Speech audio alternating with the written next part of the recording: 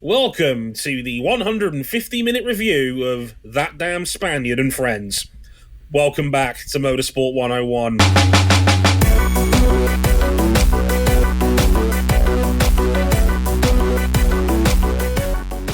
And apparently there was 26 other full-time drivers too, but we'll get to those eventually. Hey everybody, welcome to episode 621 of Motorsport 101, and yes, this is the one you've all been waiting for. Our IndyCar season review for 2025. At last, almost a month later than planned, we got it done. Well, we're doing it. I mean, there's still time for Chris Hardy's internet to die, so who knows? We'll have to wait and see over the next 2 hours or so. And there's me tempting fate there already. It's very brave of me. Yes, this is our IndyCar 2025 season review. Every team, every driver featured, new calendar talk, some driver transfers, and putting a neat little bow on everything IndyCar in the 2025 season. So let's see how we get along. First of all, we've got a esteemed panel of loonies beside me on this week's episode. First of all, he's wearing a hockey jersey in October, which, you know, you must know it's hockey season again.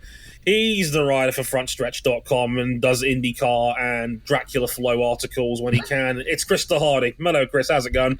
Doing very well. I have to say, my Dallas Stars are 3-0, one of the last 3 undefeated teams in the NHL. And yes, I am repping them massively because my football team sucks right now. Yes. We couldn't possibly comment on the New England Patriots beating the Saints this past weekend. No, not a chance. Y'all did the thing. The Saints just don't have it. So, like I said, when my stand corrected here. As a New England Patriots fan here, isn't it nice that we've actually beaten the arse of both the teams of my beloved co-hosts on this episode? Isn't that right, RJ O'Connell? You know, I was gonna break out this wonderful 4-time champion Alex Palou t-shirt that I got at the Speedway. By the way, I'm recording from the Speedway. It hasn't been pointed out yet. Which Speedway? The one somewhere in Indiana. I think it's like an hour away from Chicagoland, I guess. I don't know, man. Anyway, I got this shirt, right? And only did I realize today that we're recording this podcast because I thought it was going to be next week. It's all been out of whack, but I'm here. I'm at Indianapolis Motor Speedway, helping to get this IndyCar season review over the line. So, Dre, tell us about all the fine places we can find this podcast. Yes, let's get it out of the way because we've got a lot to talk about over the next couple of hours or so. So, places you can find us real quick. We are on youtube.com/motorsport101. We're on facebook.com/motorsport101. We're on Twitter @motorsport_101. You can follow us personally on Blue Sky if you can as well. It's Dre Harrison, the BSky.social, RJ O'Connell, BSky.social, and you can follow Chris Hardy on Twitter @CTheHardy over there as well. You check out his work at frontstretch.com. You can check that out as well. Our website, of course, motorsport101.com for all of our content is on there, as well as written reviews of all of our content. There's a 3-part IndyCar season review written by yours truly, if in case you missed it. You want my personal notes on everything, you can. It's, I think, something like 11. It's the biggest one I've ever done. It was something like 11 or 12,000 words total across 3 parts, if you want to check that out over there. I think it's something like an hour read time. So, yeah, get some music on, you know, and read that if you're really, really bored and all that. So check that out if you haven't already, as well. And if you really like us, you can back us financially on Patreon, patreon.com/motorsport101. $5 gets you early access to all of our content. You can upgrade to the $10 tier to listen to these episodes live as they're being recorded. As Jason, Ghost Raptor, Vic, Ed, I see you all in there. Jason's in there as well. This is a popular one on this week's edition, so thanks for tuning in. Much appreciated. And, of course, you get all those details on our website, of course, motorsport101.com. Of course, if you want to see some video highlights of the show as well, you can do that on our Instagram page, motorsport101pod, or our TikTok account, that is M101_podcast. We've got over 10,000 plays, apparently, on our McLaren highlight reel we put out the other day. Apparently, we were the most reasonable and rational McLaren fans in the room, so I'll take that as a compliment. The bar is subterranean, but we'll get there. Good to know. Just named one of the top 30 motor racing podcasts on FeedSpot. Yeah! We're number 12! We're 12! We're number 12. Boy, isn't that fitting. Yeah. Too many fingers. 12, etc. That podcast will be lost to time, but that'll be fun. Although I do find it funny that the number one podcast is the one that I used to produce, the Autosport F1 podcast. Way to remind me of my old job, guys. Much appreciated. The bar is resting in hell. Right, without further ado, let's get into our IndyCar 2025 season review.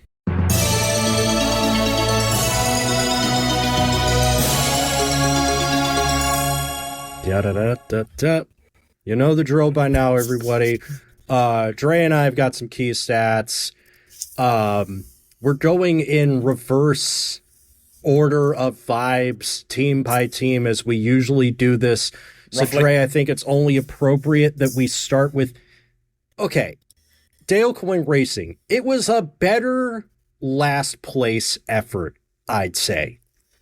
Of all the teams, on pure results, Rinus VK alone would probably lift them above Prema because he was 14th overall in points compared to Eilert and Schwartzman's 21st and 24th, respectively. On the other end, you could argue that Jacob Abel was so low as the last place finisher, maybe you could drag him back down to the bottom again. You be the judge at home. The headliner of this team was obviously Rinus VK, who was excellent, in my opinion. I think one of the most underappreciated drivers in IndyCar this year. Just some really, really strong results. And this was before Michael Cannon rolled up mid-season. And we all speak very highly of Michael Cannon as an engineer. But out of the traps, first race of the year, Rinus was top 10 with a coin on merit in St. Petersburg. He's an excellent road and street course driver. He's an IndyCar race winner for good reason. And he was the absolute flag bearer for this team and proof that it can still get decent results with a capable driver. 7 top 10s is nothing to scoff at, given the car he was in and the resources he was in. So I was really impressed with Rinus VK this year. We'll get into his future a little bit later because we now know where he's heading for 2026, but he gone. So it clearly wasn't enough of a convincing argument from DCR to keep him around, which for the team itself is unfortunate. Yeah, that's just what life has been like for Dale Coyne for a lot of the last, ever since I've gotten to know this team, going back to the days of Split. They were just scraping for the bottom barrel to get any drivers, let alone one of the caliber of Rinus VK. There were still problems. This was his worst Indy 500 performance by a mile and a stretch, and that is down to team. Dale Coyne Racing has had a lot of engineering turnover, and that has certainly hurt things on the oval side. Remember, Ed Jones finished third for this team in 2017. James Davidson drove what should have been Sebastian Bourdais' winning car in 2017. It was doing good until it crashed. The road and street performances are still vintage Rinus. Michael Cannon helped, but it's not great if the reports from the Dutch media are true that he had to dip into his personal savings just to keep that train rolling, which he could afford to do at that point, but I think he could not afford to do another year, and that's why he's moving on. Just as they get new investment from Todd Alt. So, to yes. kind of put a bow on all this, to go back to what Dre was saying about Rinus and St. Pete, Rinus had the second fastest lap of the race there. Dale Coyne Racing in 2025 was not one two-car team. It was 2 one-car teams because the disparity in performance, it was clear for everyone to see. Rinus got the team's first street course podium since Robert Wickens, unfortunate getting taken out of St. Pete in 2018, and Sebastian Bourdais won that race. Yeah, that long ago. I had to look it up myself. And Rinus, he basically dragged that car kicking and screaming all the way to the good results that he had. Jacob Abel, Good young man. Love the guy. He's always been great to talk to, but it just didn't happen for him this year. I was at 12 races this year, and not once can I ever recall saying he's really fast today. Now, I know he finished 11th at Iowa, which was impressive enough if you just look at the results sheet. But if you watch that race back and forth, back again, he is the first car lapped in every single green flag run. It was a strategic gamble to stay out late in the race that got him that result, but it just did not happen for him this year. And if he's not back on the grid, there's nothing wrong with going LMP2 racing. You can make your money, you can get a Rolex, and make things happen over there. No shame in that. Yeah, I'd like to take this opportunity to retract a saying here that's become all too common on M101. Being a good person, being a nice guy, being a kind person does not make you a bad IndyCar driver. I mean, we're going to talk about a guy who is just the loveliest person, and everybody except one guy with a crummy-looking facial hair from California thinks he's just the nicest guy. Being a kind person doesn't make you a bad IndyCar driver. Being a bad IndyCar driver makes you a bad IndyCar driver. Jacob Abel was not crashing into dudes left and right, but he was not quick enough really to stay on the grid. Not the slowest driver I've ever seen, but he needs to be better on this on a performance basis to justify staying on the grid next year if he does have a place. Although, Dre, is him just being here for every race an improvement over the constant churn in this car that they had last year? Probably not. And I say that because Abel had one marquee finisher. I think it was that 11th place he had in Iowa. And even some of the stand-ins that we did have in that team, like Toby Sowery, for example, had a couple of really solid results on road and street courses. So there was clearly potential in some of the other guys that DCR could have gone with. I mean, Abel, to his detriment, had a much larger sample size than those stand-ins did, and, well, the sample size just wasn't great. There's no getting around it. He was the clear bottom driver of every ranking you can think of, unfortunately. And it's a shame. It's a shame. I don't want to see anybody struggle in this series by any stretch, and like I said, Abel has had exemplary talk about what a wonderful human being he is in the paddock, and it's a real shame if that paddock were to lose someone like that. And again, as Chris alluded to, IndyCar drivers have tended to do quite well in LMP2 in recent years. So if there is a place in sports cars for him, I think that would be a very good place for him to start the next chapter of his career. I just think he was so far off even the lower end of IndyCar's field that I just don't think it would be appropriate to keep him in there for another year unless he took a huge leap forward, and I just don't see that happen in a calendar year. To the future, we got confirmation Dennis Hauger is on the way in. This year's Indian X champion, 6 wins. No or why, as they'd say in Australia. Yeah, as they would say. 6 wins last year in Indian X, a pretty comprehensive championship victory over Kyle Collette and Lockie Hughes, and it brings with it an Andretti partnership going forward as well. Apparently not quite on the level of some other factory partnerships that are going to be on the grid, but it's something, and it's another, in my opinion, very safe pair of hands. Hauger is really good. He wasn't quite as dominant on ovals, but on road and street courses he was extremely hard to beat in Indy Next, and there's no reason why he can't come in there and do a job next season for him. At least that's how I look at it. Yeah, I'm in the same boat here. Learning oval racing when you're a complete novice is just something he's just going to have to learn with the time. Of course, unless Andretti is providing a lot more resource to help out on the oval engineering side of things, that's going to be a baptism by fire. And then there's the interest of what happens to that second seat, because I've heard names float around. Romain Grosjean's been linked. Connor Daly's been linked. We'll just have to wait and see, because I honestly got no clue. It could be highest bidder situation again. I mean, Dale's not got a lot of resources. Apparently, they are expanding their factory for next year, which is a good sign. But I still would presume it's going to be a paying driver scenario for them for 2026, and it could just come down to who's got the most money. And we'll see how it goes in that regard. But that's most of Dale Coyne for you. let's move along to Prema. And, oh boy. It's one of those ones where you go, there's such promise here. And yet there's a very dark and stormy cloud over the horizon.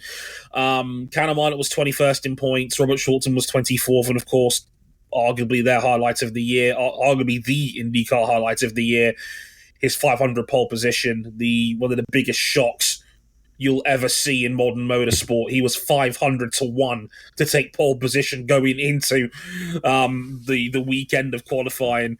It's up there with Jack Miller when he won in MotoGP in Assen all those years ago, but he was 1,000 to 1 on Thursday. And there's some strong results here. They closed out the year with 5 top 10s in the final 6 rounds as a team. That's some really good results. It's very typical Prema. Takes a bit of time to get used to a new car, but once they do, it's quick. It's up there. And you know, Callum was looking like the Callum that we normally associate with him in IndyCar performances. It was very strong. But, I mean, RJ, where do you want... Let's talk about the drivers and the team this year first before we talk about their quite sketchy future. I mean... Yeah, tough start, but certainly big improvement as the year went on. Yeah, my wish for them was to be what Carlin could never be, which is a pedigreed European Junior Formula team coming over to IndyCar, thinking, right, we got this. It was a tough first season, even across the board. It got better towards the end. I saw promise. Callum Ilott was figuring out by the end of the year. And your daily reminder, he never left IndyCar by choice. It was a good gig that he had with the Jota Porsches in WEC, but this is always what he wanted to come back to if he had the opportunity, and he did it. I'm proud of him. We'll see what the future holds for him. Interesting at Robert Shwartzman, there was conflicting reports on whether or not he was homesick, that he didn't enjoy racing here, and he had to come out and say, no, I'm actually fine. I'd love to come back if I had the chance. Which makes sense because, you know, the racing in America, it's like racing in his home country in a lot of ways. And, of course, he got the pole position. I mean, you could tell he pretty much sold out for a miracle qualifying run. But, you know, you take the headlines wherever you can get them. And, by the way, Robert Shwartzman just kind of picked up oval racing immediately because he was quick on some of the other oval tracks, too. Oh, yeah. Was running top 10 in the final round there in Nashville until he picked up a blocking penalty right at the end. He was like, he reminds me a little bit of McLaughlin, where he got the ovals first, as opposed to normally it's the other way around, especially when you've got a European single-seater background like Shwartzman did. Normally the road and street tracks come first and then the ovals later. Shwartzman, for some reason, was the opposite. Kind of strange in that one. The Hardy, what did you make of it?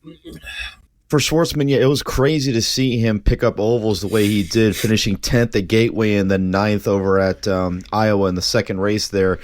It's just frustrating because they clearly made progress through the year. On 2 occasions late in the season, they had both cars in the top 15 in the results.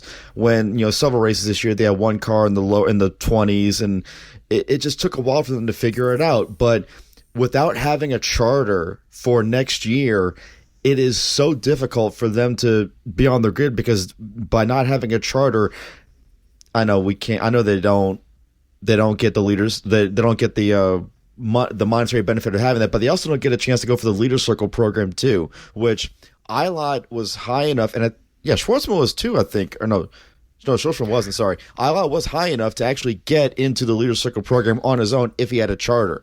So he did a great job, but, you know, that not having a charter is just so bad for them because they just came into the series just 1 year too late to get one.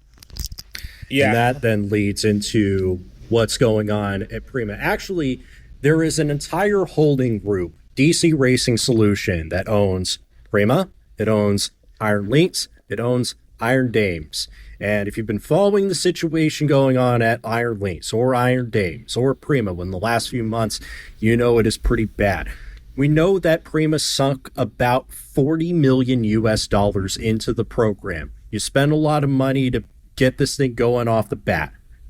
Completely understandable. But it has become apparent that all branches of that holding company are spending way too much money for it to be sustainable.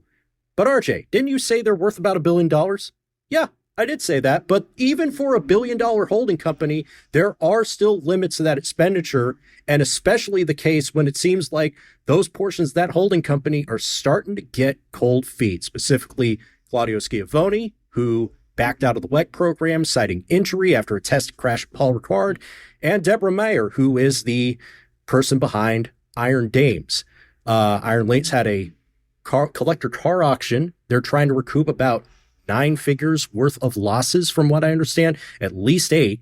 It's expected that Iron Links and Iron Dames may scale back significantly, if not completely fold altogether, over the offseason, which only on the Iron Dames side would be catastrophic for the sport of sports car racing and for female representation in that discipline. We had rumors of a Juncos Hollinger merger with Prema. And by the way, remember when Juncos Hollinger was in its fucking PR crisis with Canapino? And I was just like, yeah, so Prema's totally swallowing up them. Well, now it's the opposite because, like, if Prema wants to merge, Juncos Hollinger's not interested.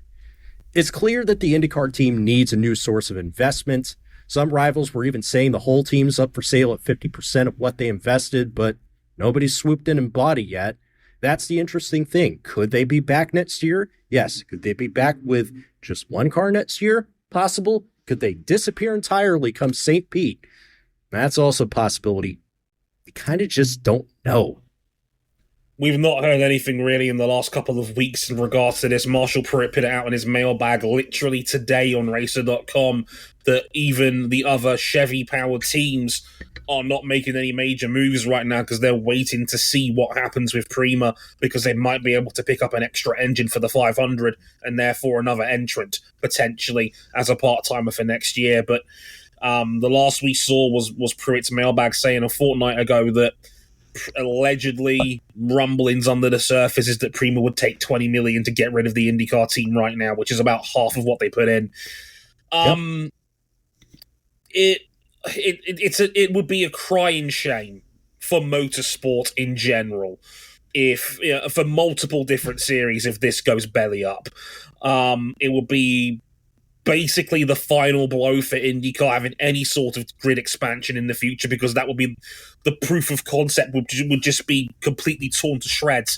Because if you're Prema, you put $40 million in, knowing you were going to get no charters, knowing you probably couldn't afford a charter, because we saw, if the Ed Carpenter talk was true, that he sold half of his charter to get Splendid Addy in, then that values the whole thing at about $80 million.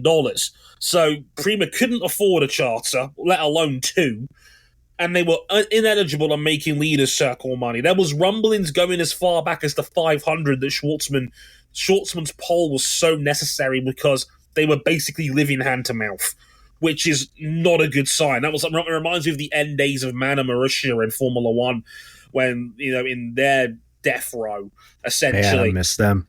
I missed them too. They were a plucky team with a lot of good people. Loudon's coming back though. Loudon is coming back with Cadillac.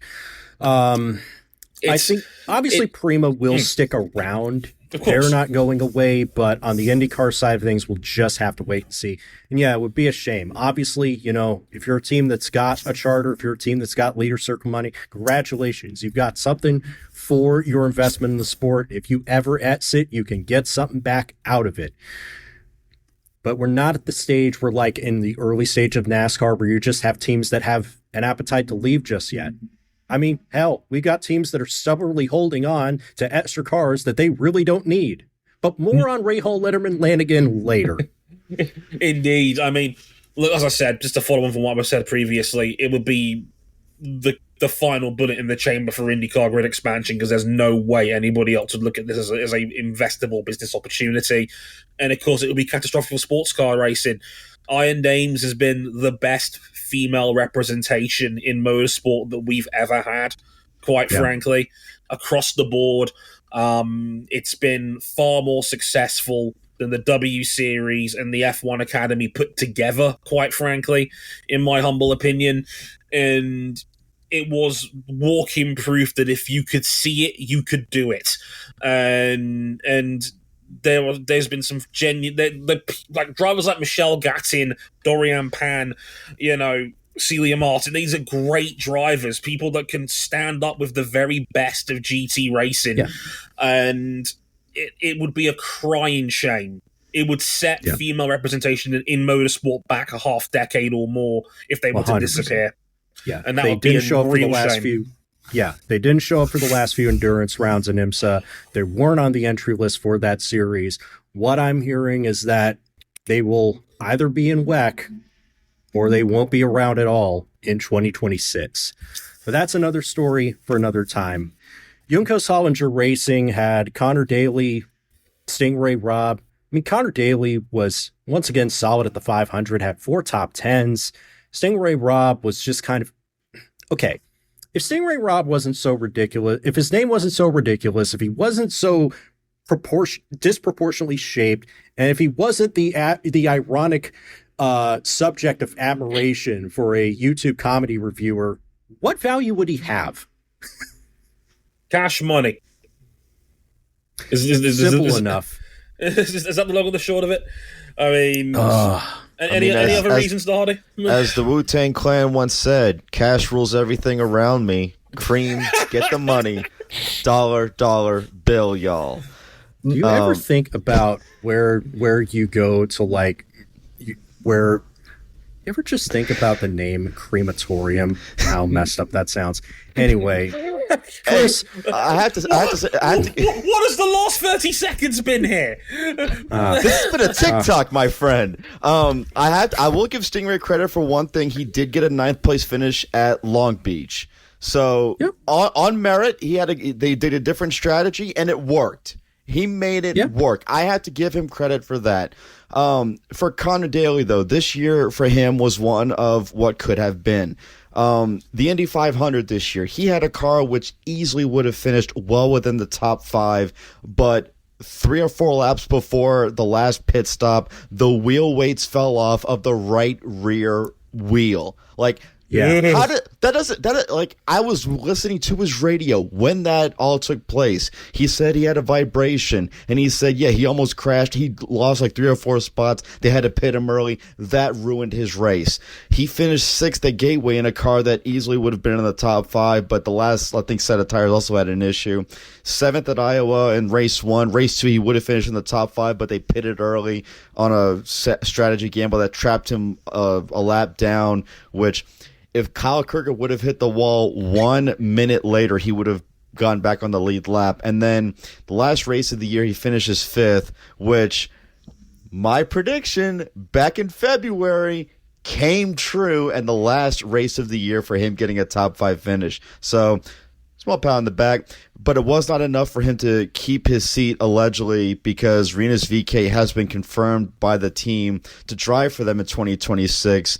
And as Nathan Brown from the Indianapolis Star pointed out, even though Stingray Robb has a multi-year contract with the organization, his name was not mentioned in the press release confirming Rinus VeeKay. I don't know if there's something going on. There might be, but it's just strange that they didn't say that Rinus completed the lineup. Now, There could be other things at work here. I'm not going to speculate on it because I've got some other things going on, but very curious.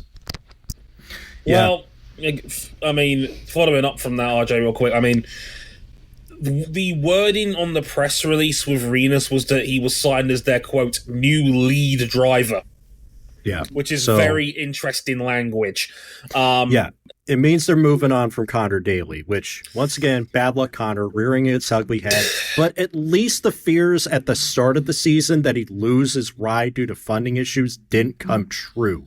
And thank goodness for that. But once again, Connor Daly's got to hit reset. I mean, if nothing else, I will say Connor Daly is the pluckiest go-getter that IndyCar has probably ever had. He will scratch, grind, and claw for every cent. That is a man who, like him or loathe him, he genuinely adores IndyCar and will do everything to race in it. I was afraid at one point you might have to sell the personal Pokemon card collection to be able to fund a seat. It's worth a pretty penny, so I wouldn't recommend it personally. It's definitely a buyer's market right now. But the unfortunate reality is that at this point in their respective careers, Rinus VeeKay is just a better driver than Connor Daly is. Connor Daly's road and street course disparity compared to his oval courses is a vast, gaping chasm. He's one of only 2 full-timers in the field who scored more points on the 6 ovals we had this year than the 11 road and street courses. The other driver I will mention later on in the show, but he's such a bona fide oval specialist. I would even go as far as to say he'd be the number 1 500 specialist on the board if he were available for that race next May. But he's at this point in his career, he probably is just an oval / 500 specialist. If anybody wants to pick him up part-time, that would be the ideal place for him. I don't think he's good enough now over a full season where you're going to be not expecting him to pay his own way, while also, I mean, his oval performances were fantastic this year, not disputing that. They were superb. I think he was 7th overall on oval points, which is awesome. But unfortunately, if you're not winning the 500, the other 2/3 of the year are on road and street courses, and he was woeful on them this year. Like, there's just no getting around it. He was bad. And to the point about Rinus VeeKay, I mean, Rinus VeeKay, Indy 500 Dark Horse, is back on the menu now that he is at JHR. And we're really just not at coin at this stage. Does that mean serious top 10 aspirations for 2026? Because he's kind of back in the spot where he was near the end of ECR. Yeah, that's certainly what it feels like, where it's just like guy in perpetual feedback loop where he needs something to break the cycle at this point. Still in the series, which is good. But when you're hearing rumors that like, oh, VeeKay could have gone to Foyt, VeeKay could have been hot shot straight up to Penske, it kind of feels like a lateral move. Okay, it's a slight upward move. Certainly for his 500 ambitions, it's an upward move. I really hope this team takes a step forward because we know Brad Hollinger is willing to invest a lot in this team. I'd love to see some results coming in about it. I'm also curious what happens with that second seat. Very much so. Stingray Rob, he's had 3 years. We know what he is at this point, and you're not going to win anything with Stingray Rob in your second car. Juncos, if nothing else, have said they want to be ambitious next year. They're aiming for top 10 in the championship next year. They openly said they don't want to be relying on pay driver money next year, which I think is why SRR's name is up in the air for 2026, because I don't think they want what he is as a driver now, but can they afford to lose potentially $8-9 million of funding? That could be a big problem. Chris? If somehow they bring back Connor to partner Rinus, and they have a prior working relationship, and both have won championships for Juncos in the road to Indy, that would be a fun team because those two got along with each other at ECR.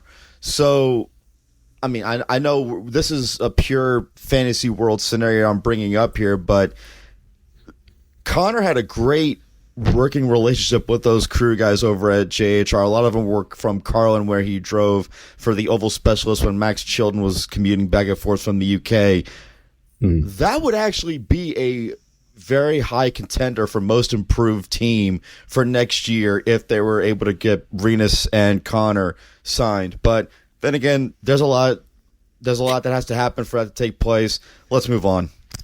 Yeah, and there's a lot of candidates for that second seat outside of him. Maybe a Romain Grosjean reunion sounds good. I don't know. Speaking of things that don't sound good, Ray Hall, Letterman, Lanigan Racing. Oh, boy.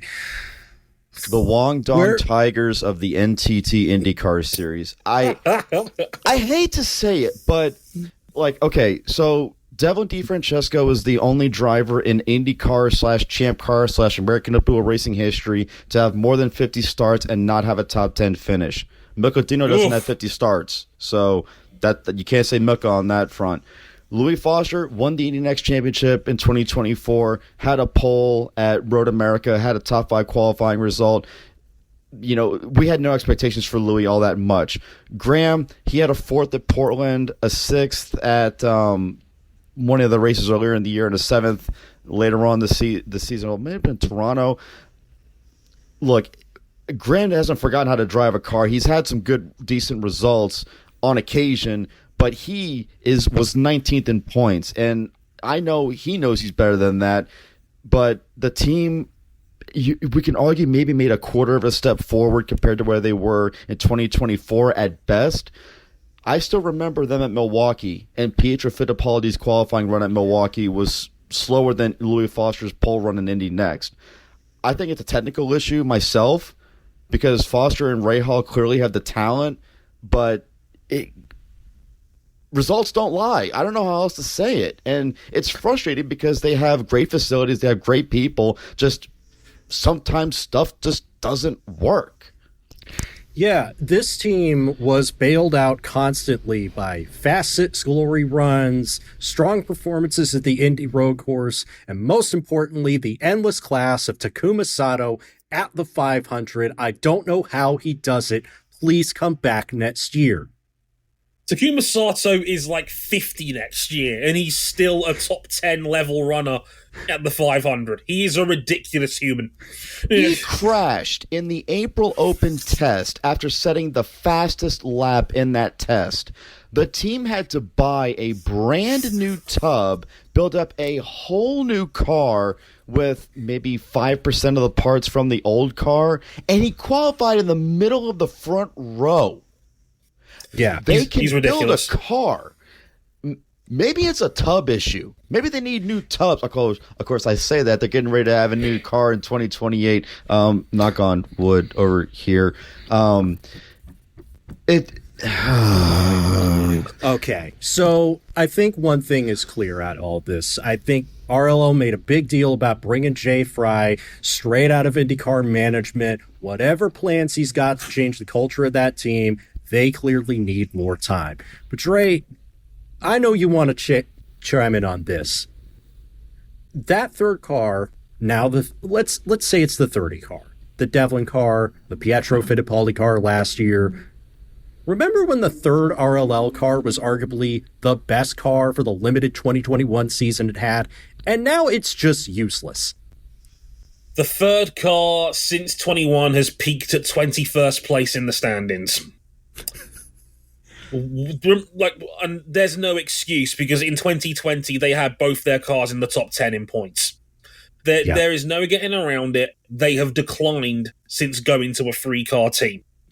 I do not understand why this team is at 3 cars. I've said it.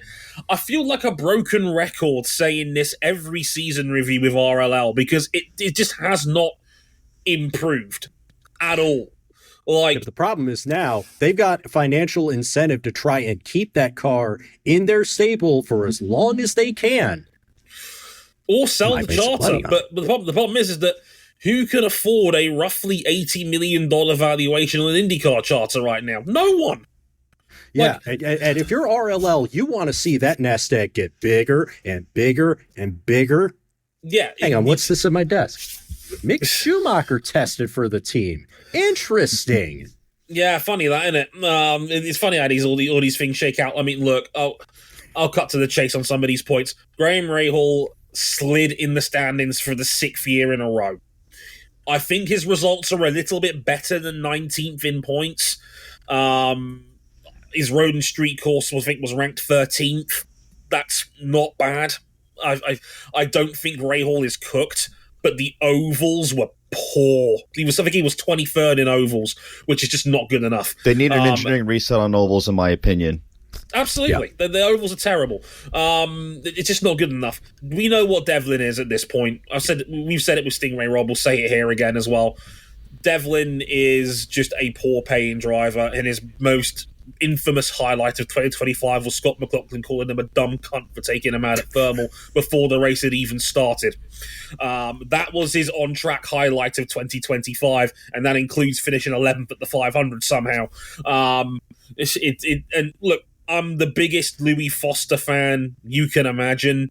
I was advocating for him to be in IndyCar a year ago when he was not Indy Next champion. He's better than 23rd, and I think he needs to be in a better team to really show and be able to prove that, because the speed is there. Like he qualified, beat Alex Palou to pole at Road America. He made a couple of fast sixes, 3 of them, as a matter of fact, out of the 11 road and street courses that we had. He's clearly got speed. It reminds me a little bit of a poor man's Lundgaard, which they badly miss in their setup right now. But 19th, 23rd, and 26th in points is shambolic and arguably the worst team in IndyCar for me, pound for pound, given the level of resources and quality that they should have in that outfit. Something needs to change. On the bright side, though, Foster did win Rookie of the Year. Yeah, against what competition? Louis Foster won Rookie of the Year after wiping out. Did he wipe out Pato in the Nashville race? No, it was Malukas. It was Malukas. Yeah, he wiped out Malukas and then got a penalty for that. And then Robert Schwartzman getting a blocking penalty at the very end of the race. The blocking giveth and the blocking taketh away. Sometimes it'd be like that. Yeah, Foster ended up winning Rookie of the Year by 3 points over Schwartzman in the end. Mick Schumacher would be an automatic improvement on Devlin DeFrancesco, in my humble opinion. He was a very solid Formula One driver. He's proven to be a very capable pair of hands for Alpine sports car project over there in the World Endurance Championship. There's no reason why he couldn't go to IndyCar and at least be solid out of the box. I think if Mick is serious about wanting to do the full season and do it, you give him the opportunity, come what may. I'll sell sponsorship. He had a great first impression. I was at the test on Monday when he was here at he was over at the Speedway. He seemed positive. He seemed to enjoy it. He did a really hellacious burnout at the RLL pit stall, which I wish I would have recorded because it was awesome. It was a positive day overall for him at the track. So if he goes to RLL, I am extremely confident in saying that there will be a lot of resources put into that team to figure out and fix whatever the hell has been going on. I don't know about you guys. I think that's enough about RLL for now. Yeah, no kidding. Hey, at least they've still got the BMW partnership, and it's gone. Although, stay tuned on the IMSA front, because I don't think they're done yet. Now to Ed Carpenter Racing, who had a win. They're back in the win column. Christian Rasmussen won in Milwaukee. That's awesome. Gina! Sorry, I couldn't help it. Alexander Rossi was brought in to win the Indy 500. He was the first retirement. 13th in points for Rasmussen, 15th in points for Rossi. And once again, it's another case where you get a new party, you get new investment, and it's clear it's going to take some time to try and change the culture of the team. Well, I was going to say, where did the $40 million go that they raised in selling half their charters off to Splendid Addy, etc.? Because I'll say this, the floor of the team is definitely higher. Yep. They've now got 2 genuinely solid drivers in their lineup, and Rasmussen, he's the other driver that I mentioned that had more points on ovals than he did road and street courses this year. And look, his oval season was elite. He was 3rd in points on ovals this season. Until he spun out and crashed on the opening lap at Nashville, he was one of only 3 drivers in the field to have top 10s in every oval race going into that. The other 2 was Alex Palou and Pato O'Ward. And of course, the win in Milwaukee was a bonus, and it was a hell of a bonus, and it was everything that I love and hate about Christian Rasmussen in one fell swoop. Just complete and utter recklessness behind the wheel, but also a quality to be able to handle the car on the edge like Marc Marquez does in MotoGP, where he can, the whole rear can shake and he can get loose and he will find a way to save it and avoid having the big one. He's a very skilled oval driver. There's no doubt about that. I need to see more on road and street courses because I think he's regressed a little bit in that regard. But the ovals, that's the biggest shot in the arm they've had for a team since they had Rinus VeeKay driving for them, who was a qualifying merchant for the 500. I will say, Chris, though, if ECR had this in the locker the whole time, why didn't they just give him a full-time seat last year other than funding? I think Ed wanted to keep racing. But he just run the Indy 500 and keep being our generation's Gary Bettenhausen. And I think, well, so when I was actually at Gateway in, I think it was Gateway 2024, I think was Ed's last race that he ran outside the Indy 500. Like, I was listening to his spotter feed or his radio feed and all. It just didn't sound like things were just going really well, and I think that might have been when he made the decision ultimately to get out. Talking about Rasmussen, anybody listening to this, go back and watch the last 20 or so laps of the Milwaukee race and see Christian just working the wheel crazy, seeing the car twitch and everything like that. He crashed, as I think Darrell Waltrip likes to say, he crashed. He just didn't hit anything. And then you can hear Townsend Bell and Will Buxton, whoa, when he's trying to go around everybody. And then Alex Rossi, man, he said before the season started that this was going to be a year of challenges, of trying to build things up. He started the year with 3 top 10s in the first 4 races, which I'm pretty sure he wasn't expecting that to happen. There were massive trials. There was a span of several races right before the end of the season where he didn't finish any higher than 11th. Then he ends the year with the 5th at I think it was a 5th at Portland, a 4th at 5th at Portland, and then he was 4th at Milwaukee. Yep, and then 10th over at Nashville. I have the windows blocking the races and all, but still, it's just like they knew what they were getting. Ted Goff knew what he was getting into when he offered Ed Carpenter a sweet deal. You know. Yeah. Sorry. It's just but it's not the first time I've seen this. Like, no. How far up the field has Juncos Racing moved since Brad Hollinger invested in the team? They've come a long way. Racing's hard. Racing is hard, and you've got to pour a lot of money and time into it, knowing you're probably not going to get a return on that investment in order to be able to do it. I've had an axe to grind of Alex Rossi for quite a few years now about just not being the guy that he used to be when I thought he was going to be the face of this series around 6 or 7 years ago, around 2018, 19, 20, where he was one of the few. He was the Jose Ramirez of IndyCar, where he could just win on anything, and was just one of the best all-rounders you could possibly have. And it's a weird season that he ended up 15th overall, in the sense of he was really good at the start, he was really good at the end, but the middle was a vast, gaping Grand Canyon-esque chasm of mediocrity. And like, this was a guy that was let go from McLaren for being a fringe top 10 dude. Now he's down to 15th.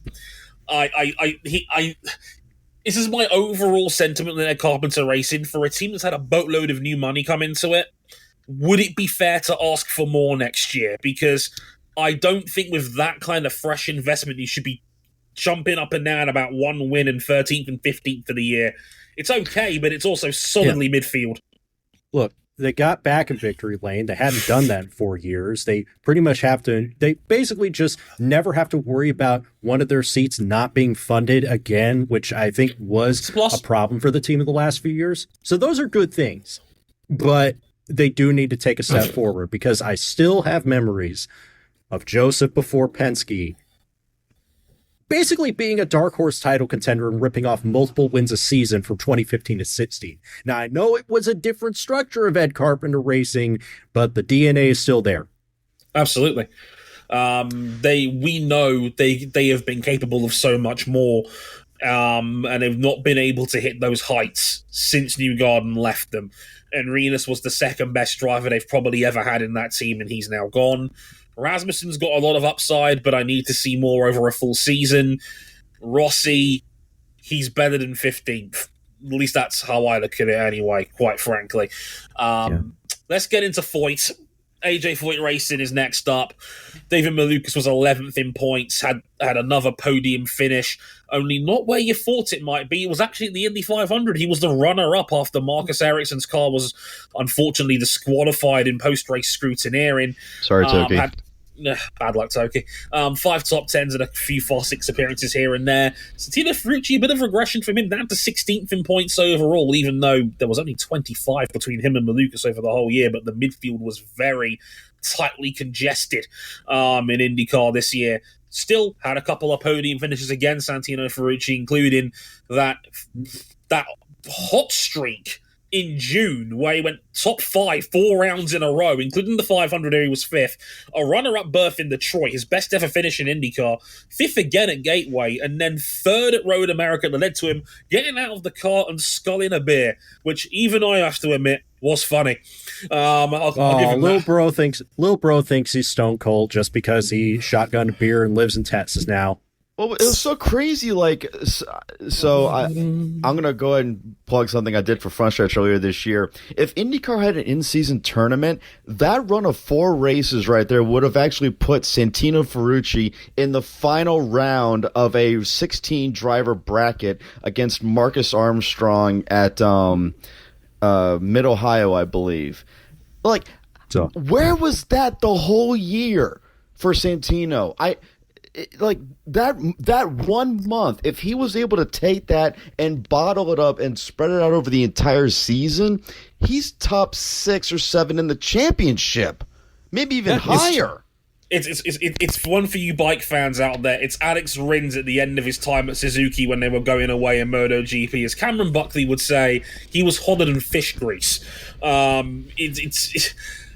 That was the Ferrucci that Townsend Bell had always thought he could be. And if you look outside of that 4-race hot streak, 2 top 10s for the rest of the year, an average finish of 19, and a very infamous DNS at Toronto when he crashed in warm-up, and then they couldn't fix the car in time and he had to be pulled out of the race. Which is about as humiliating as it gets in IndyCars. And remember, in IndyCar, you still get 5 points for at least showing up. And Ferrucci didn't.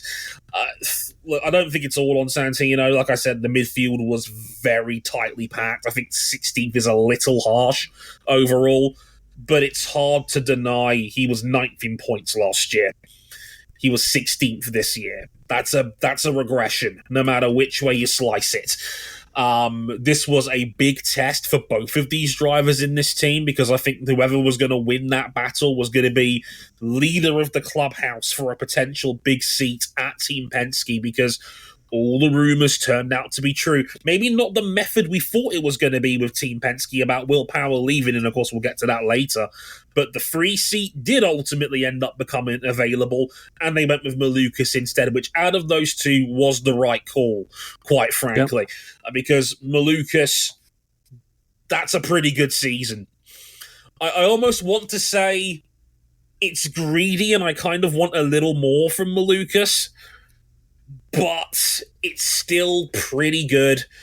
I wish he was a little bit more consistent over the course of the year. Yes. Because, again, the speed is there. He was extremely... I mean, we know he's an oval demon. He's incredibly fast on ovals, especially shorter varieties. But, again, had a fantastic 500, was on the podium on merit, got bumped up to second after the DQs. He could have won in Iowa as well. He had a car that could have won in Iowa, definitely. The Foyt team in general have absolutely improved to the point where they're now one of the best midfield teams in IndyCar. They have genuinely taken big steps forward. And Malukas, on his day, could challenge anyone. And that's probably why Roger's taken the punt on him. That's not all Roger's taken from AJ Foyt. because according to the most recent Rinus VeeKay interview with Ziggo Sport, Roger's also taken that technical support from AJ Foyt for 2026. So whoops. Now what do you do? Santino's still going to be there, presumably. But now the number 4 needs a budget, and Rinus VeeKay isn't coming after all, because it seems like Penske might withdraw their technical support from AJ Foyt. The name that shot up way up the list is Caio Collet, the IndyNet's runner-up, and I'm thinking, could he be what Matheus Leis never became outside his first weekend at St. Pete, where he looked like the Nets' Tony Kanaan, and then that never reappeared at any point during the remainder of his 2 years in IndyCar.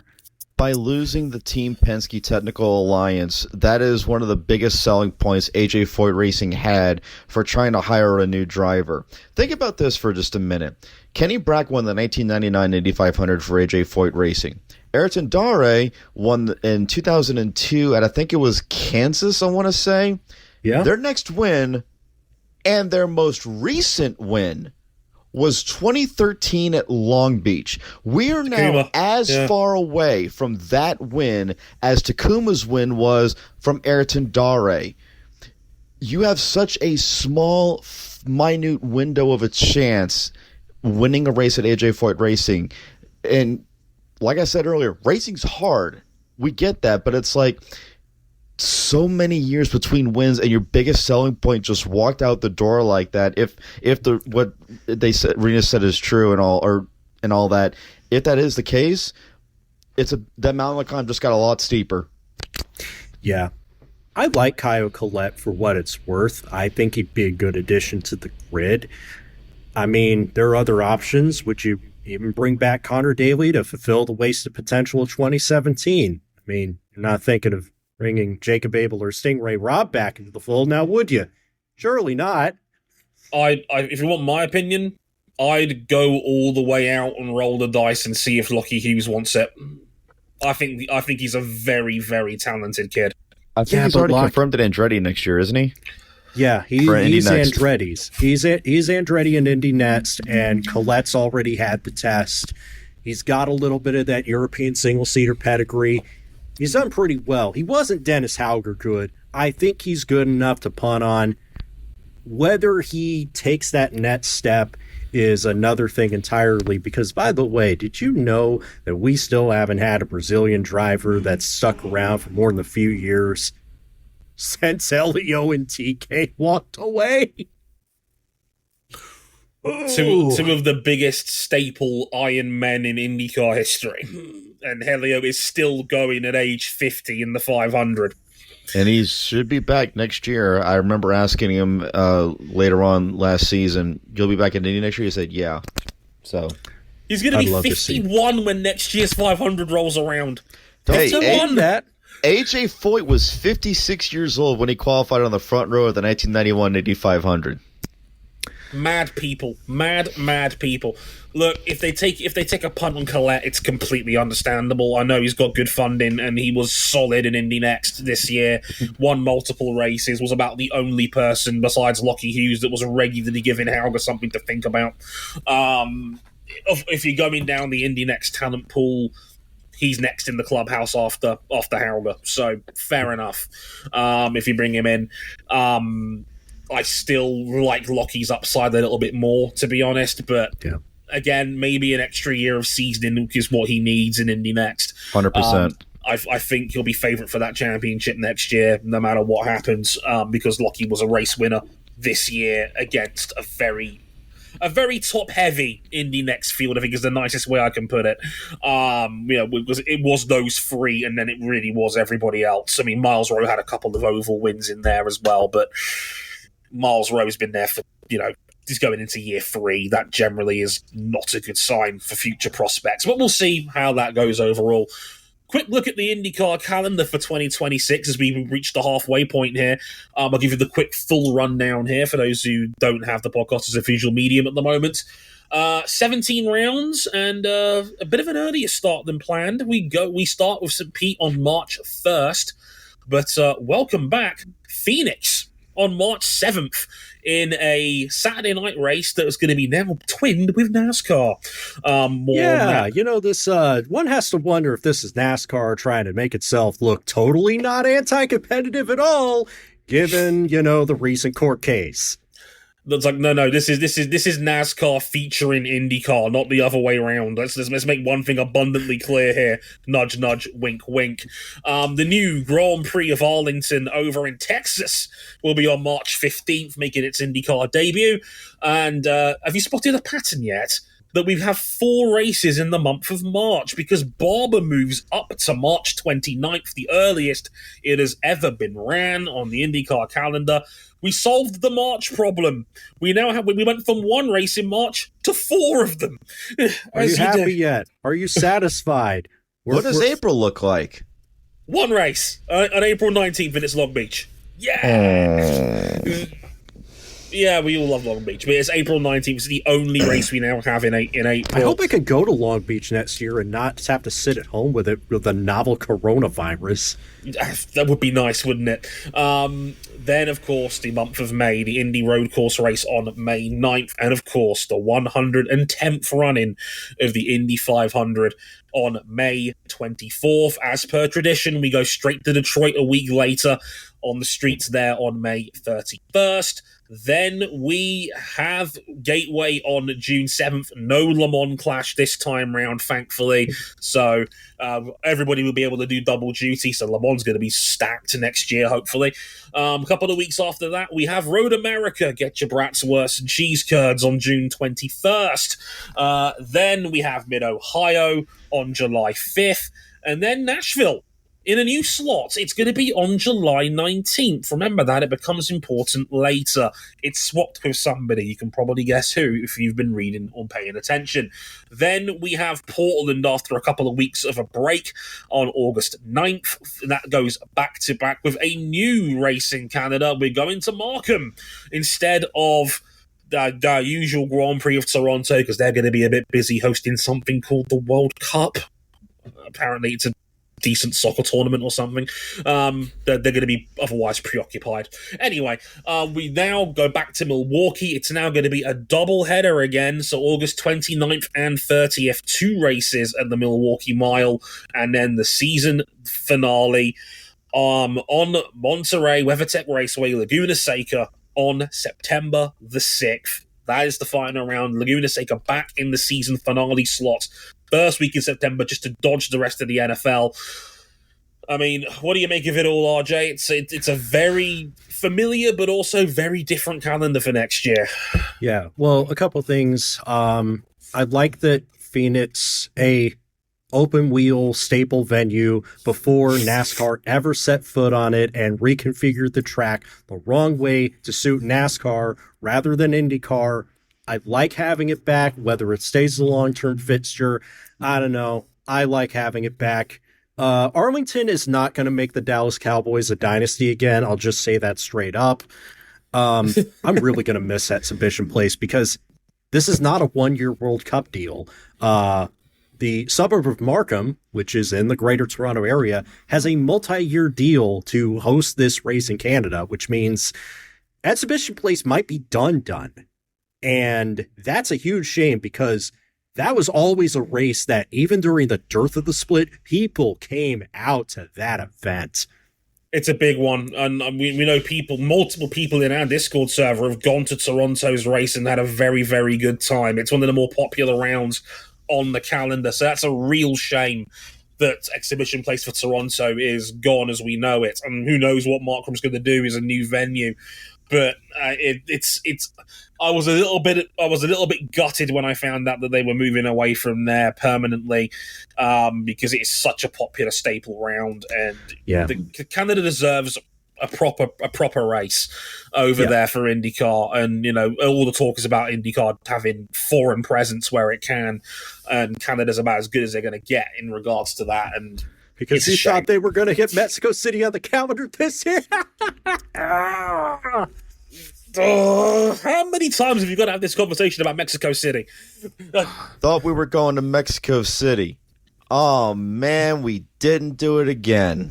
Iowa Speedway's also gone, so yeah, Milwaukee's a doubleheader. I'm gonna miss Iowa too. Yeah, like it's a shame they put no weight into getting people, like trying to get them to show up after Hy-Vee left, because Iowa Speedway is an ideal IndyCar oval course. I like short ovals. Sue me. Yes. I know it's not side by side, high speed, 220 mile hour, white knuckle, edge of your seat pack racing, but I do appreciate that discipline. And I'm sad that Iowa is gone to become a full time NASCAR fixture and nothing else. and not only that, I think we should also bring up one other thing too. I know we mentioned Nashville moving on the schedule. The lead-in for the Nashville race is the World Cup final. They're going directly from the World Cup final to Nashville. Well, what better TV lead-in do you want? At least Nashville will spike a huge goddamn rating on Fox then, because the World Cup final is the most watched single sports event on Earth. They better be hoping they run it under the lights. They better hope that World Cup final's a night game. I was going to say, because if you're running in the daytime in July, it's going to be I think the final for the World Cup is an afternoon game. Now, if I were in charge of organizing the schedule for Nashville, within 90 seconds of them going on the air, skip all the pre-race, start engines, get going. You don't you have that big number at the start of the broadcast, get the cars on track immediately. They've got to be a little bit careful in case that World Cup final goes into extra time and or penalty, so you can never be too sure about that. But no, I completely agree with the sentiment. You want to go racing as soon as you're off the air, as soon as the celebrations are over, within the hour, quite frankly, because, that's the best lead-in you're ever going to get, quite frankly.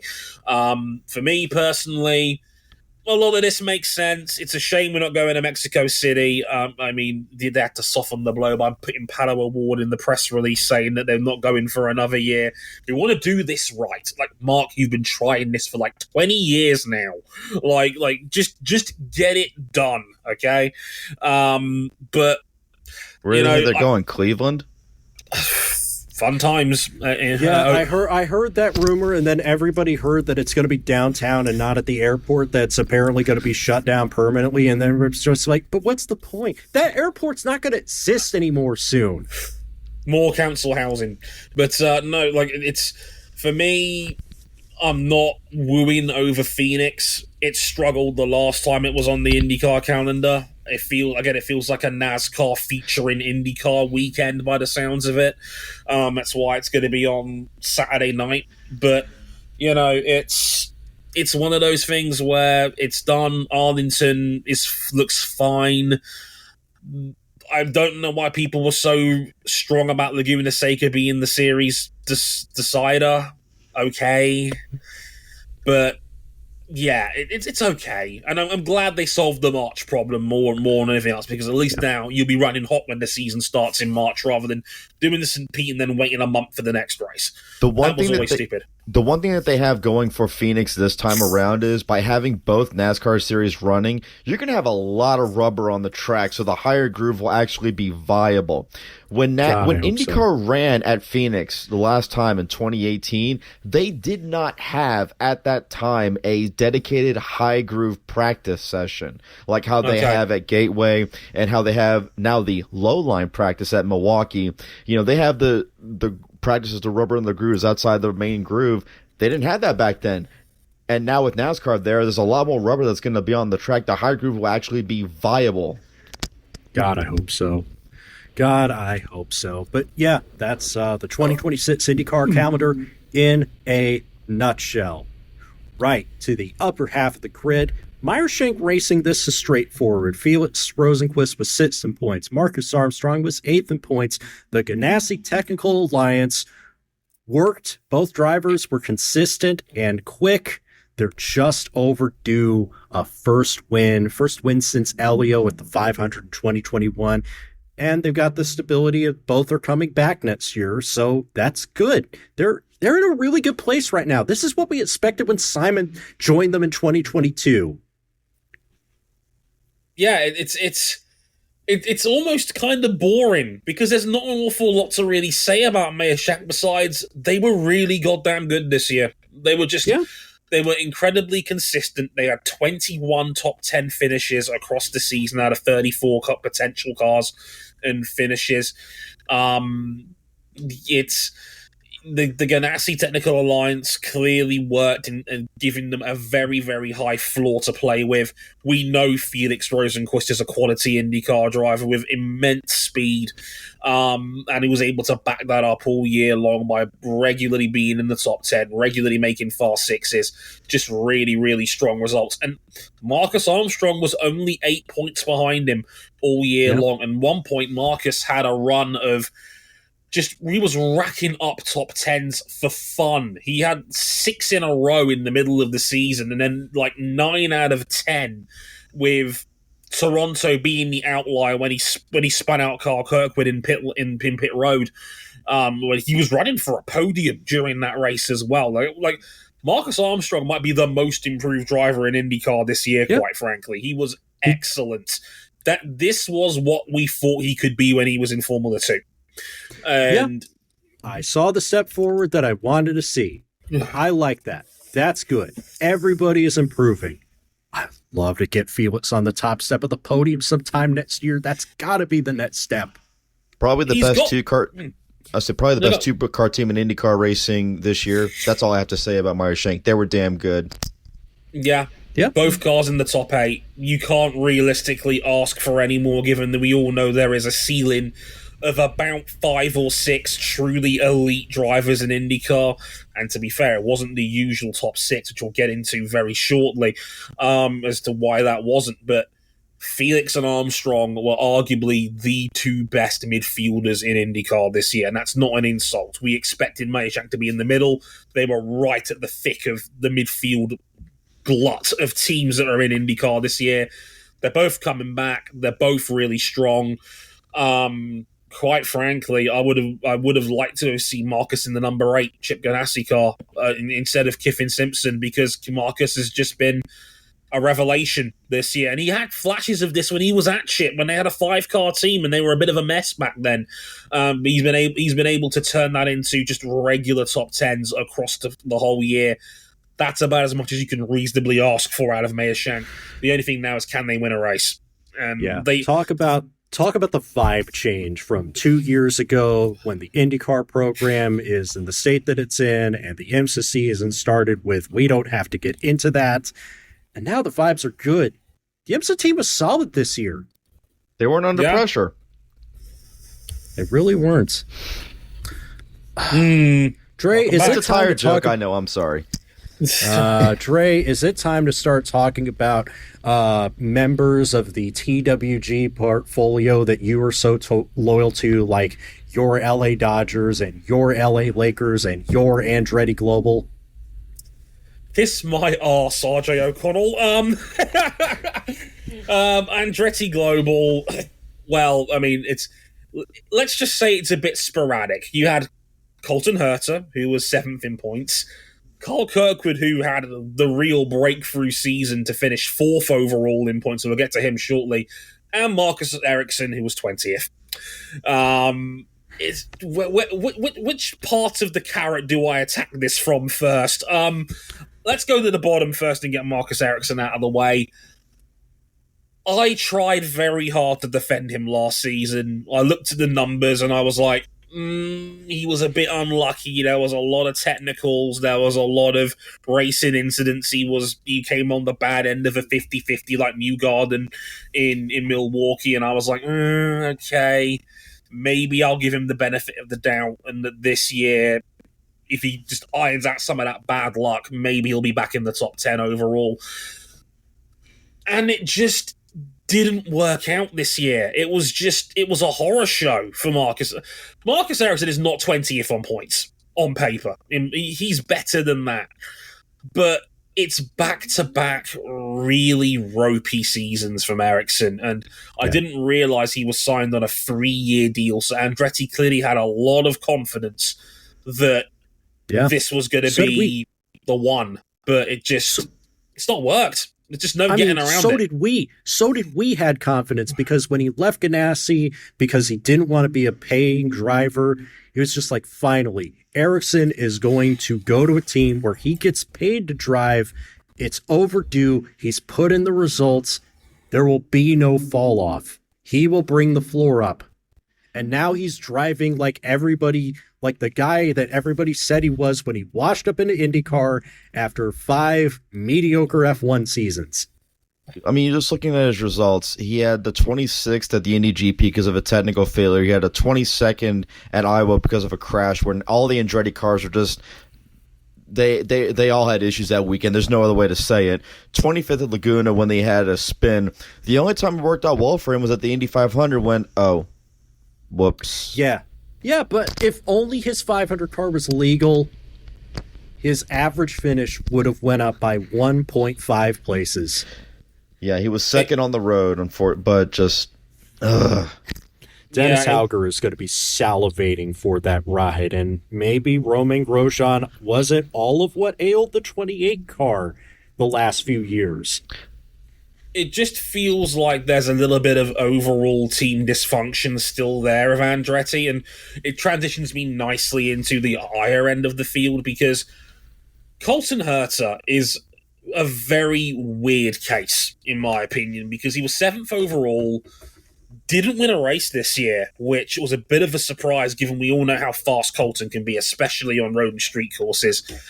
That element of his game was a little bit waning last year. I thought he was going to kick on for ovals after a really strong oval result at the end of last year, where he won in Nashville. He had a first podium in Milwaukee, and I thought, okay, maybe this is the complete package Herta that we thought he was always going to be.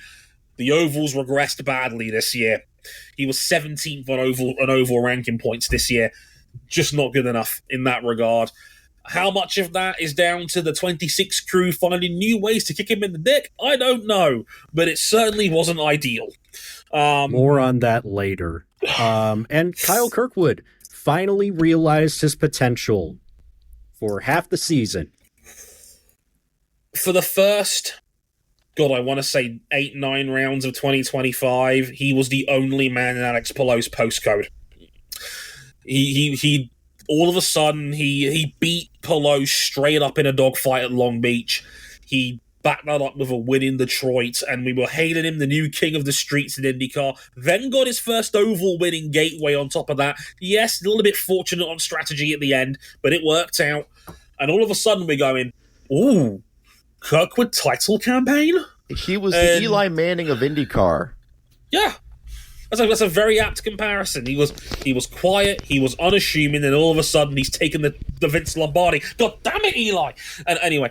And then the floor just completely fell out towards the end of the season, and that lost him not only championship, not only runner-up, he didn't even place top 3 in the points. And he was lucky he got 4th because Christian Lundgaard's car died at the final round in Nashville from when he was running top 10. Kirkwood was lucky to end up 4th in the end. It's his season just kind of collapsed after Road America, where even mid-high he was 8th, and then final 7 rounds, 2 top 10s, no top 5 finishes, no podium finishes, and yeah, just the wheels kind of fell off at the end of the year for Kirkwood, which is a bit of a concern still. But he's one of only 3 drivers in the field who had multiple wins. And that's worth something. Like, the upside of Kirkwood is now clear as day. This is a man who can challenge for a championship. Now he needs the team to back him up. Yeah, I just hope he gets that, because Kyle Kirkwood is an older young driver than people realize. He's 26 now, isn't he? I'm starting to worry, like, not critically worry, that like he ends up part of this kind of lost generation, lost in the sauce of Alex Palou, a case of what could have been, like Rinus VeeKay ended up being, or at least for the moment, what Colton Herta ended up being. Because yes, it did happen since the last time we talked about IndyCar. Colton Herta's leaving. He's all but confirmed to move to Formula 2 for 2026. Will Power's going to replace him. Talk about it in a bit. But Trey, what is your opinion on the first IndyCar career of Colton Herta? Because it's very fascinating because he set such incredible high standards at such a young age when he won at Coda in like, what was his third career start?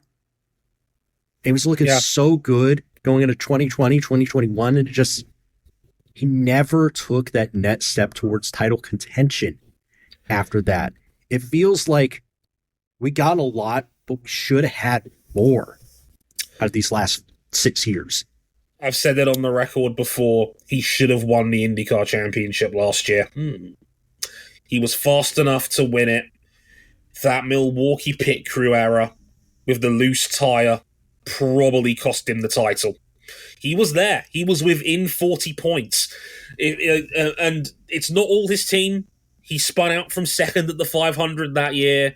He took out Tristan Vautier in Detroit when he was running. He lost his patience and he threw away what could have been good points there because Detroit was pure chaos that year, and that could have easily been another big points day. It's a weird one because, as you said, Colton had multiple IndyCar wins before he turned 20 years old. That is astonishing for IndyCar that we haven't seen a prospect that bright since Graham Rahal when he won at 18. I don't want to say he never fully kicked on because last year he did. That was clearly his best year in IndyCar, but I don't think it ever turned out the way that I think we all wanted it to or thought it could be. Look at that second place. Before that, it was barely in the top 10 on points. That's not what Colton Herta is. He had a 40-plus race dry spell without a win, too, which is just shouldn't be happening. It just makes me think of, what if Max Verstappen never took that next step with Red Bull and Honda after, 2018, 2019? This might be a bit of a offbeat comparison, but when I look at Colton and his first tenure in IndyCar, I look at the guy that's right over my shoulder right here and just think about this. You walk with me on this, right? Colton Herta has boatloads of natural talent and raw pace and raw speed, much like the guy above my shoulder, Tim Richmond. I think he tried way too hard in a lot of races and took himself out, like the one at Long Beach where he was in the King Taco car and crashed at the end of the backstretch. At Nashville, he was going after Marcus Ericsson, and he had the faster car, but he pushed too hard and got into the tire barrier with about 15 laps to go in the race. He has boatloads of speed to give. He needed to just rein it in just a little bitty bit, and he would have easily had 2, 3, maybe even 4 more wins. You mentioned he spun out of second place in the 500, a race where, hey, we're not saying he could have won the race, but he very easily could have had a top 5 finish there too. If he just went from 105 down to 96, 97 on the aggression, easily could have. He might have even had to go to Formula 2 for a super license because he would have had those points locked up in the barrel, no problem. Naturally gifted, just sometimes the brakes just don't go your way. And I'm worried that the brakes aren't going to go his way in Formula 2. That's a whole nother discussion for another time, but agreed. Yeah. Agreed as well. There is no tougher place, maybe besides Moto 2 in motorsport, to consistently win than F2. It is the lion's den, the Mechachrome lottery, the series that has broken many a talented prospect over their knees. And Colton's going to have to be quick almost immediately to make this work or to get himself in the window, because they've signed 2 very solid, capable hands at Cadillac in Sergio Perez and Valtteri Bottas, a team of over 500 career F1 starts between them. He has to be great. And he's likely taken Alex Dunn's seat at Rodin. It's a good seat. It's a seat that can win. We've seen Alex win in F2 this year. But I just don't know what Colton's going to be once he gets to Europe, and it's going to have to be pretty good pretty fast. Yeah, exactly. And remember, he's also going to be one of the oldest drivers because junior Formula racing fans are just the most ageist group of people. Let's just say One last thing. Hey, Andretti Global got Ron Rzuski. They really do love the Penske Troika when they don't work for Penske in the long run. Now, do they? Yeah. Oh, 100%. Is That's this funny. a good segue to talk about Team Penske? Because we're talking about them way too early in the podcast. What the fuck was this team this year? Again, I need to sum this up in a few key stats. 2 wins on the year. Their drivers were 9th, 10th, and 12th in points. Power was the best of the bunch over McLaughlin by 1 point. Arguably, and I don't think there's much of an argument, Penske's worst season in IndyCar since 1999. Yep. And the first bullet point I had in the list, which not even RJ could mess with when we wrote this script, was, how did you fuck all this up so badly? I point to this meme that Cam Buckley posted in the chat. He was going to be with us today. Breaking rules to gain advantage? No. Breaking the rules because the car is ugly? Yes. We know Attenuator Gate was not a magic bullet that made them like unbreakable, unbeatable at the 500, but it was just so silly and fundamentally set the tone for everything that was to come for the rest of the season, because it meant all the upper management was gone. Now, Jonathan Dogood is Jonathan doing good at the helm, at least in these first few months. I like that.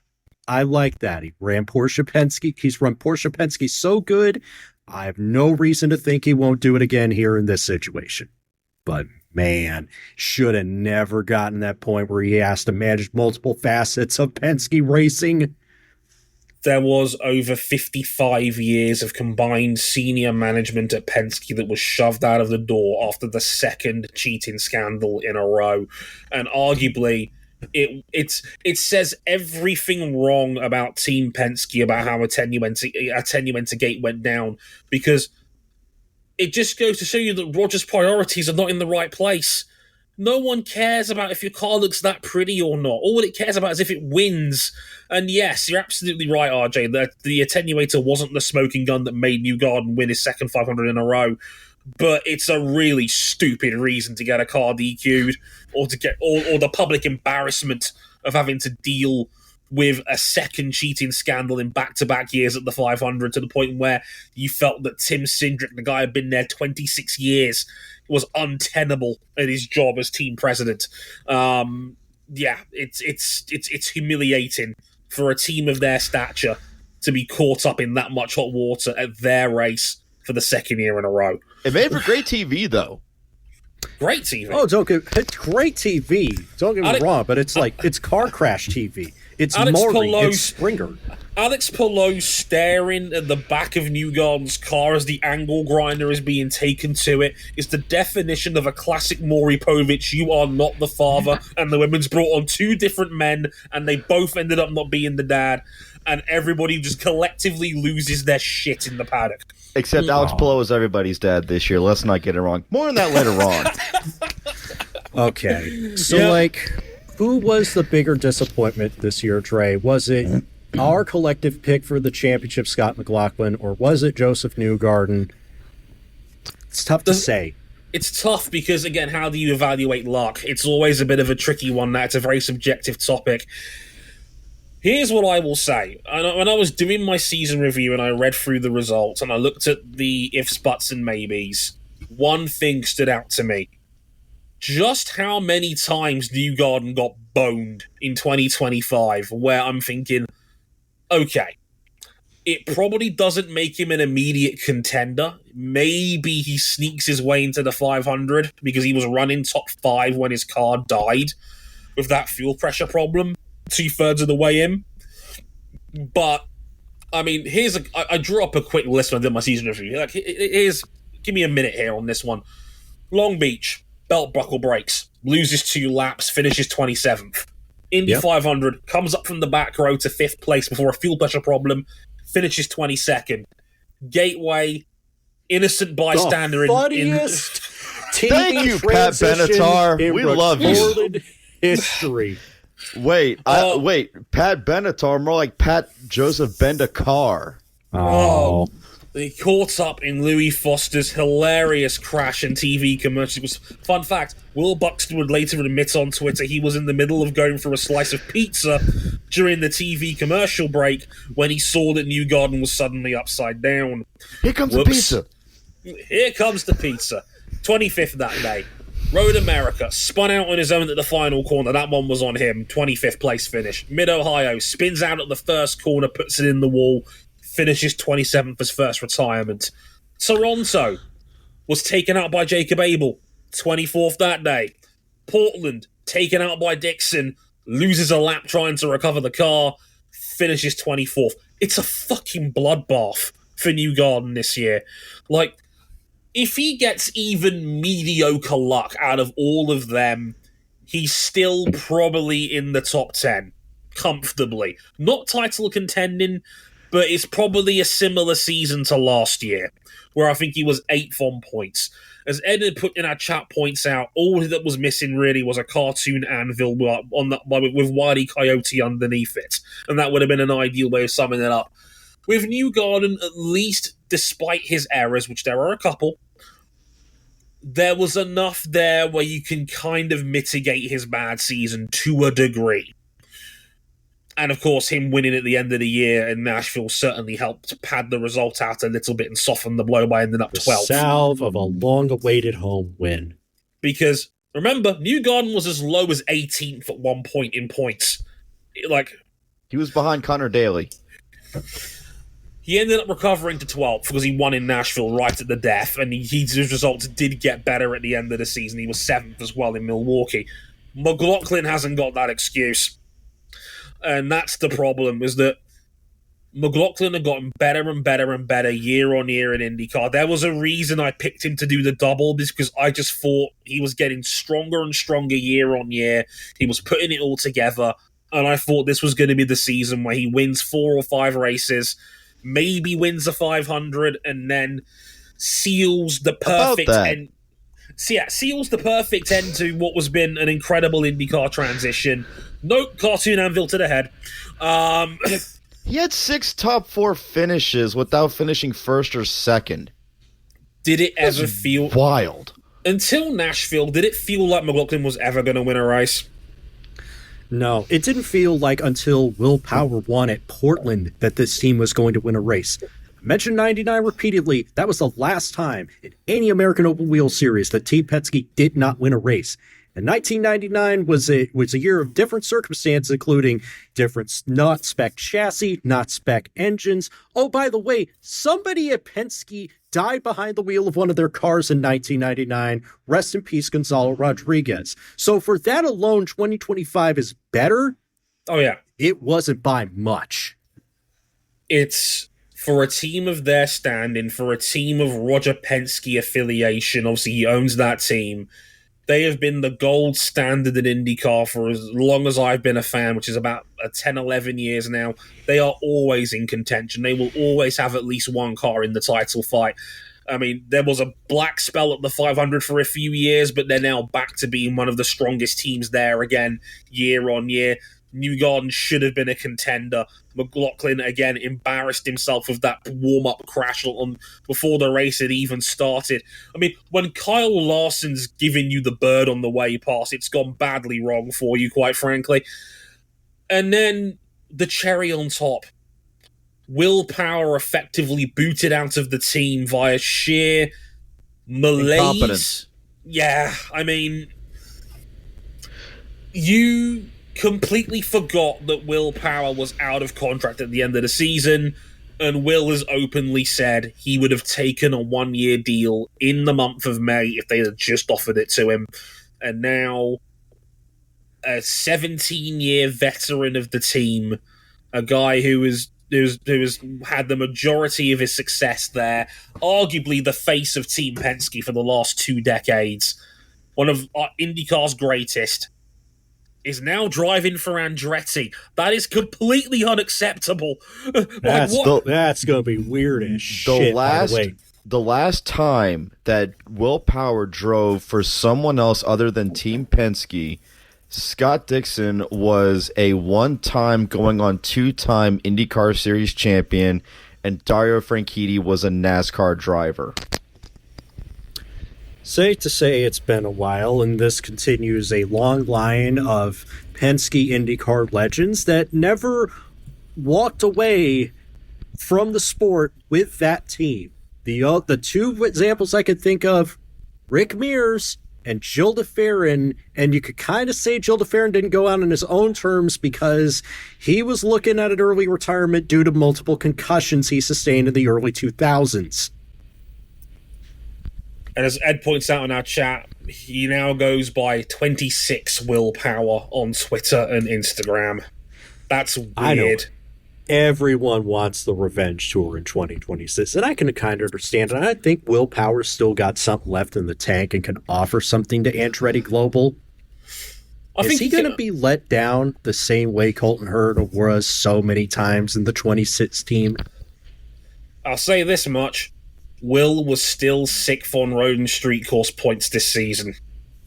There is absolutely still something there. Maybe the top end pace has gone, because remember, somehow didn't have a pole position this year, which is weird for Willpower, the greatest qualifier in North American motorsport history.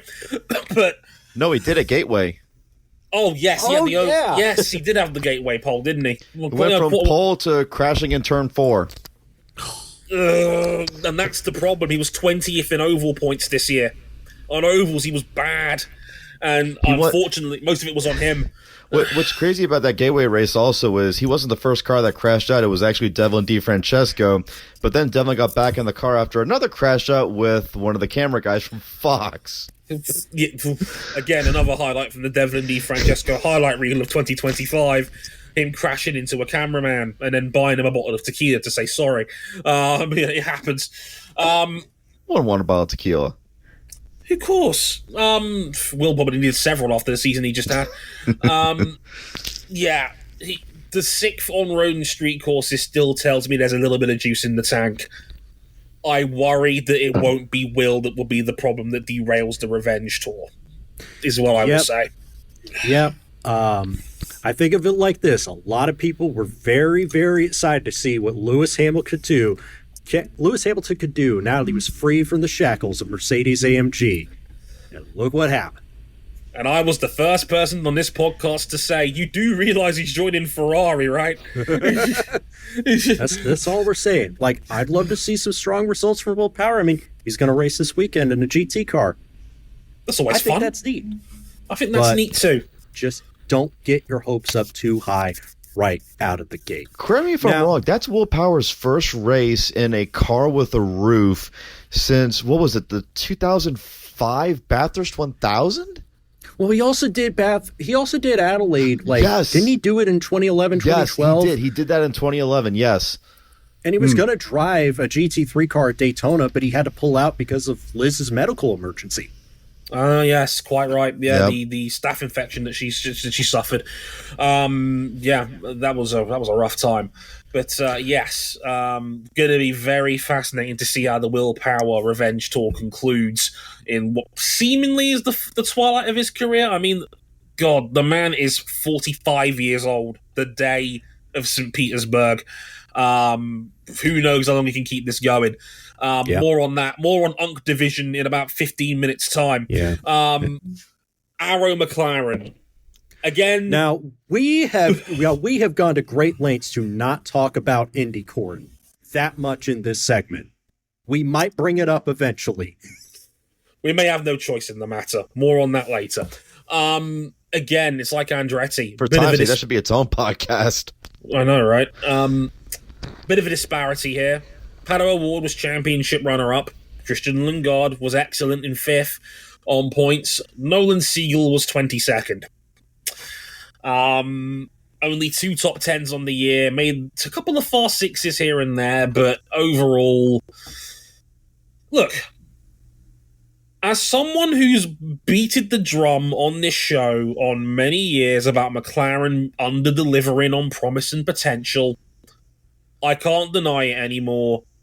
This was a really good season for McLaren. This was the first time, in my opinion, that they looked like a serious IndyCar team. Yeah, I mean, you got to look at Pato O'Ward. Like, he finally delivers on a lot of the potential. He has the best season of his IndyCar career by far. Oh, man, he just got pummeled by Alex Palou by a mile and a stretch. That's really unlucky. And look, Christian Lundgaard, Alpine Academy comments at sesmeme.jpg. I told you all he needed was a team with a competent oval program, better equipment than RLL. He would take a step forward. He was top 5 in the points. All he did, he basically did everything but win. 6 podiums without a win. 6 podiums without a win, and I believe in 5 of those 6 podiums, the race winner was Alex Palou. Funny how that turns out in the end. Unlucky. Christian must have been getting real sick of seeing Alex Palou out there by the time he got to Portland. Just here's what I'll say. I completely agree with RJ. This was... Because I joked about this previously, that Pato O'Ward was stuck in like the 460, 480 point range for like 3 straight years in IndyCar, hovering around P6, and I'm like, this isn't as good as what Pato can be. This is what Pato O'Ward... This is the Pato O'Ward we signed up for. This is the one. This is the guy that we thought could be the face that runs this place. And it's a shame because he ended up getting clobbered by arguably the greatest IndyCar season ever, because any other year this wins a championship. Because Palou took so many wins off the table. Pato is probably his real point value would be somewhere around 550 to 600. That wins you a title most years. 515 is lowballing it, but 2 wins, 2 pole positions, 12 top 10s. Only one man in the field had more. 6 podium finishes. Pato O'Ward was that guy that you could not put him away. He was the guy that was always in range, always in contention. And what for me was most impressive about him was that his perseverance and his racing intelligence. If you ever want to see a carbon example as the best of Pato O'Ward, his win in Toronto. That was a remarkable drive. It was measured in chaos. It was him saving his tyres when he needed to. The strategy was on point to ditch the greens as soon as he could. He made multiple key passes when he had to get to the front of the queue, pushed when he needed to, held off Rinus VK behind him at the end. It was a masterful drive when he won in Toronto. And I'm like, that's the Pato O'Ward I've been waiting years to see. He's a more sharp, intelligent racing driver. He's dialed down a little bit of the aggression and he's converted it into excellent tactical nous and speed. Outstanding season. It'd be a 10 most years. It's just... Alex Palou was on a different stratosphere, but Pato O'Ward was exceptional this year. That was the Pato I've been waiting to see for many, many years. And the improvement on track was matched by an improvement in the strategic department, because at Iowa Speedway, he was not going to pass Joseph Newgarden, but he had a better last pit stop, in-lap, out-lap than Joseph did, and he basically out-unked Unk at Iowa. Yeah. Newgarden's arguable strongest track besides maybe Gateway. He beat Joseph Newgarden in a straight-up dogfight on one of his strongest tracks, because Pato is about the only man on the planet that can do that to Newgarden when he's at full speed. They are the 2 best oval drivers in the world, quite frankly. And, again, Pato was brilliant. And look, I was right about Christian Lundgaard all along. I told everybody on this show that was prepared to listen that Lundgaard in a good team would be elite. Top 5 on points. Get in there.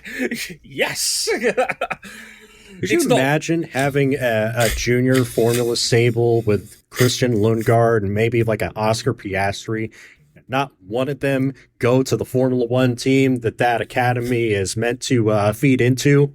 Zhou Guanyu as well. What a ridiculous concept. Alpine Academy, common success.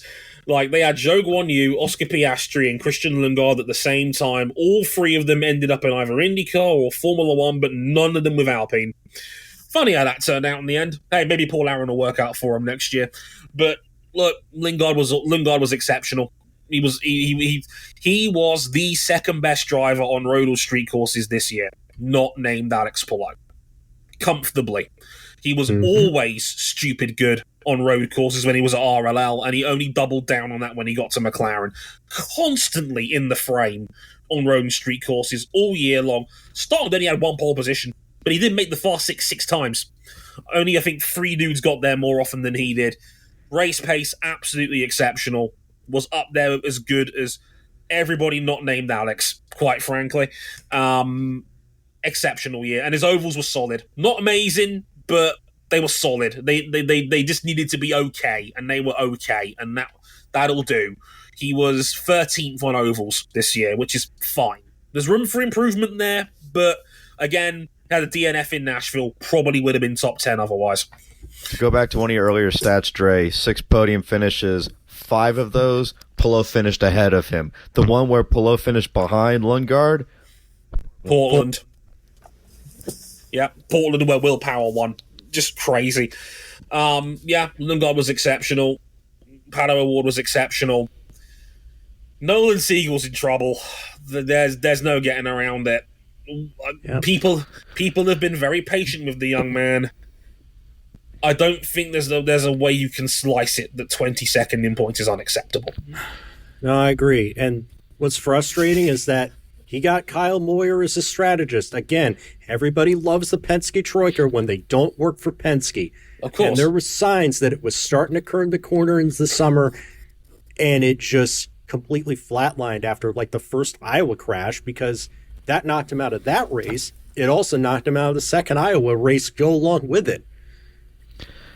This was, to me, and I say this as somebody that when he was in Indy Nets and when he was in sports cars, I could have tell you, Nolan Siegel might be something here. It being Arrow McLaren and him at this stage in his career just ain't it now. He has no excuses for 2026, and now that we know he's basically helping to subsidize what the team boss had lost by not getting Alex Palou, he's basically plan E or plan F at this stage, if Alex Palou is like plan A. The way I will phrase it is this. Does Nolan Siegel have the talent and capability to race as a competitive driver for Arrow McLaren? Yes.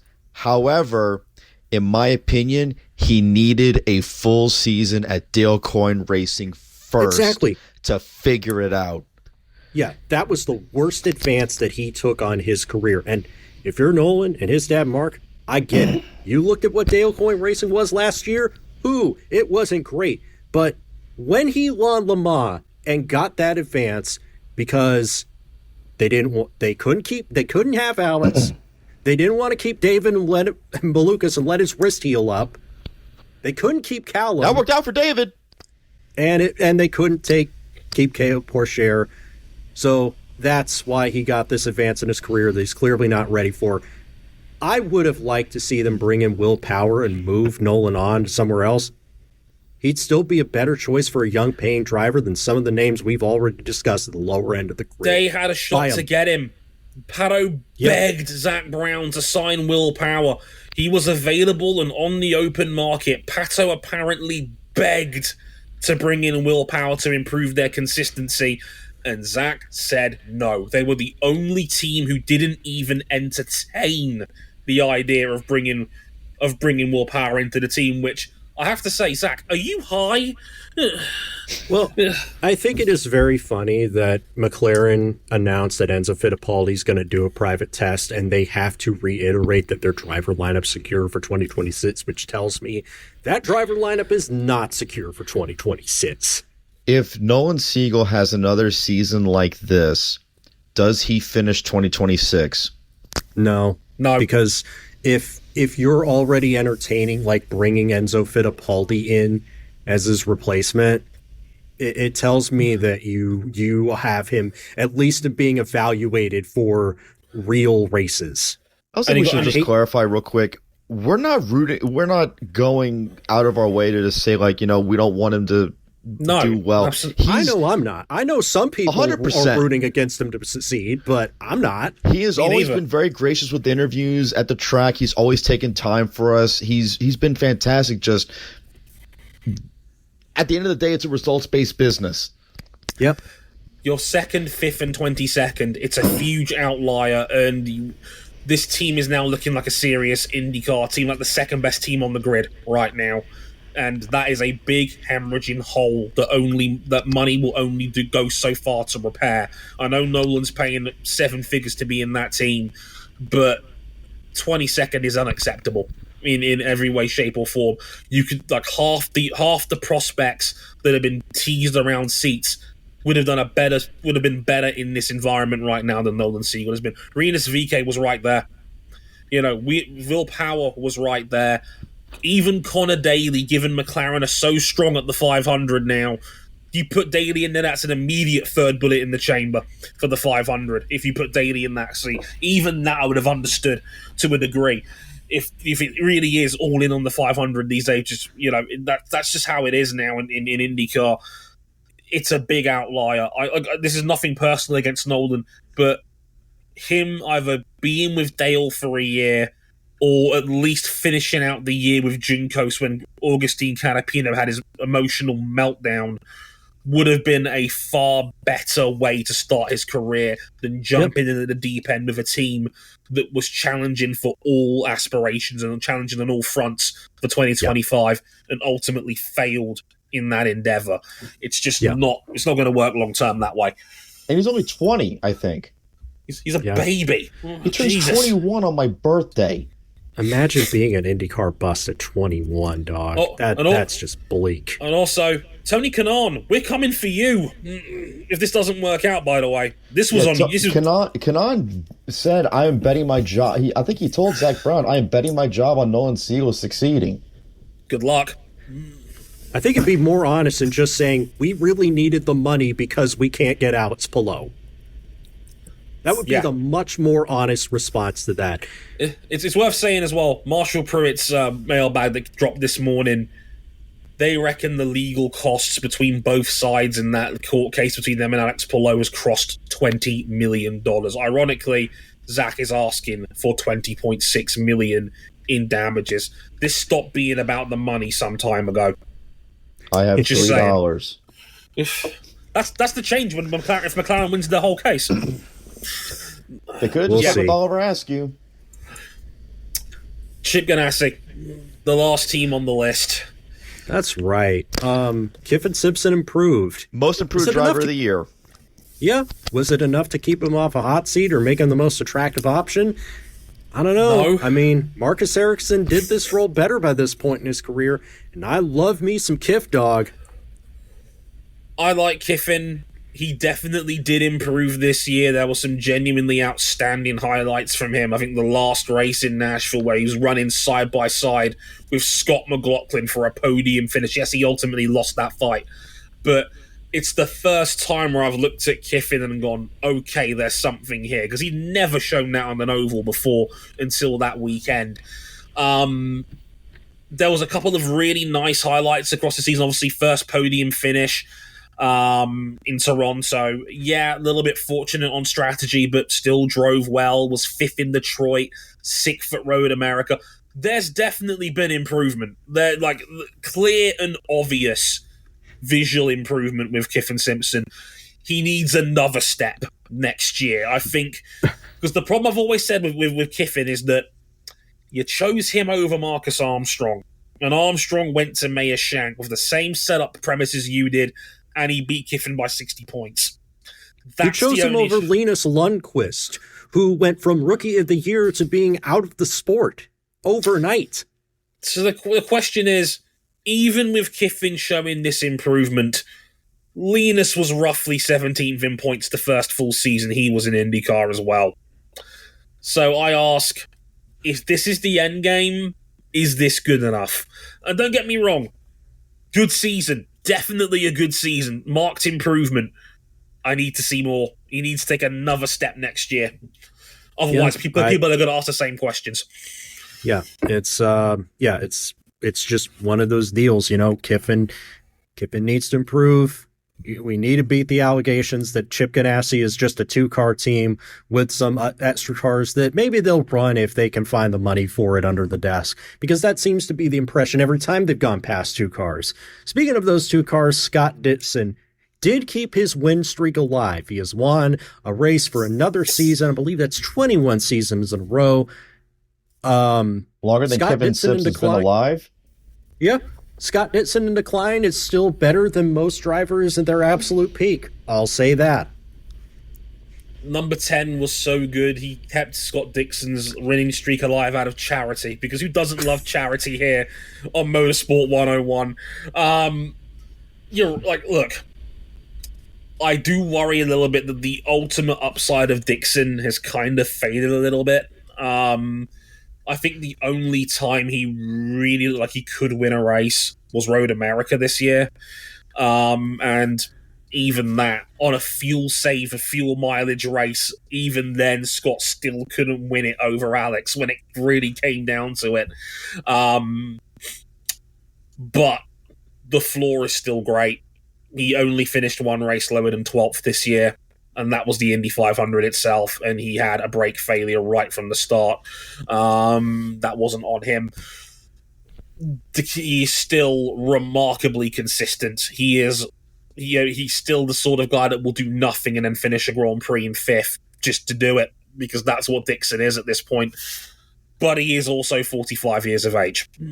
This is the most anonymous third place in IndyCar points that I can recall. Yeah. And what's crazy is we talk about, so he finished 12th at Nashville. He finished 12th at Barber. Dre, you know where he started at Barber? Remind me. 26th. In a race with no cautions. He finished 12th. Just on raw speed. Yeah. Unk still has it on occasions. Maybe not every weekend, every more, but it does go to show you that even a declining Scott Dixon still beats everybody in the field except the clear top two drivers in IndyCar this year. Better than Kirkwood, better than Lundgaard, better than Felix, better than Colton, and everybody else. The only two better was Palou and, well, the guy we're about to talk about. Alex Palou. Dear God. 6 poles, 8 wins, 13 podiums, 15 top 10s. He won the Indy 500. He won his 4th series title. With a points record, 711 points, with no double point races in there either. He was number 1 on road, street, and oval courses. His average finish was 4.2. Even crazier, his average start was 3.3, which is just ridiculous. I'll push the chips over the top. Average running position. Your running position on the track every lap. Second in the series was Pato O'Ward, averaging a running position of 8.0, which means anytime that Pato O'Ward is on the track, whether it's in the middle of a stint, in pit cycles, Pato O'Ward averages running around 8th place. Alex Palou's average running position was 4.3. It's laughable. Look, there is a reason why I called it the impossible season. Because you look at some of the stats of what he did in IndyCar this year, a spec series where you can only change damper settings, and you go, that's impossible. It's the one that leapt off the page most to me. He led 814 laps this season. Joseph Newgarden was the only person within 45% of that. And most of Newgarden's came on 2 races where he dominated on ovals. Joseph only led 4 laps on road and street courses this year. Alex Palou led 382 laps just on road and street courses. Nobody hit 100. Alex Palou led 320 laps on ovals. No, wait, I'm looking at last year's numbers. Alex Palou led 422 laps on ovals. Joseph Newgarden was the only other driver on ovals that eclipsed 160. I think he's figured out that side of his game. I think it was coming. I think it had already been established about 2 years ago, last year.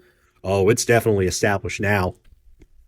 He won the biggest race of them all, and he did it with a huge lunge on Marcus Ericsson with, 15 to go? And then it never looked like he was going to win that. And then he backed it up by winning in Iowa. And arguably, neither of those were his best overall result of the year, because in Milwaukee, he was ridiculous.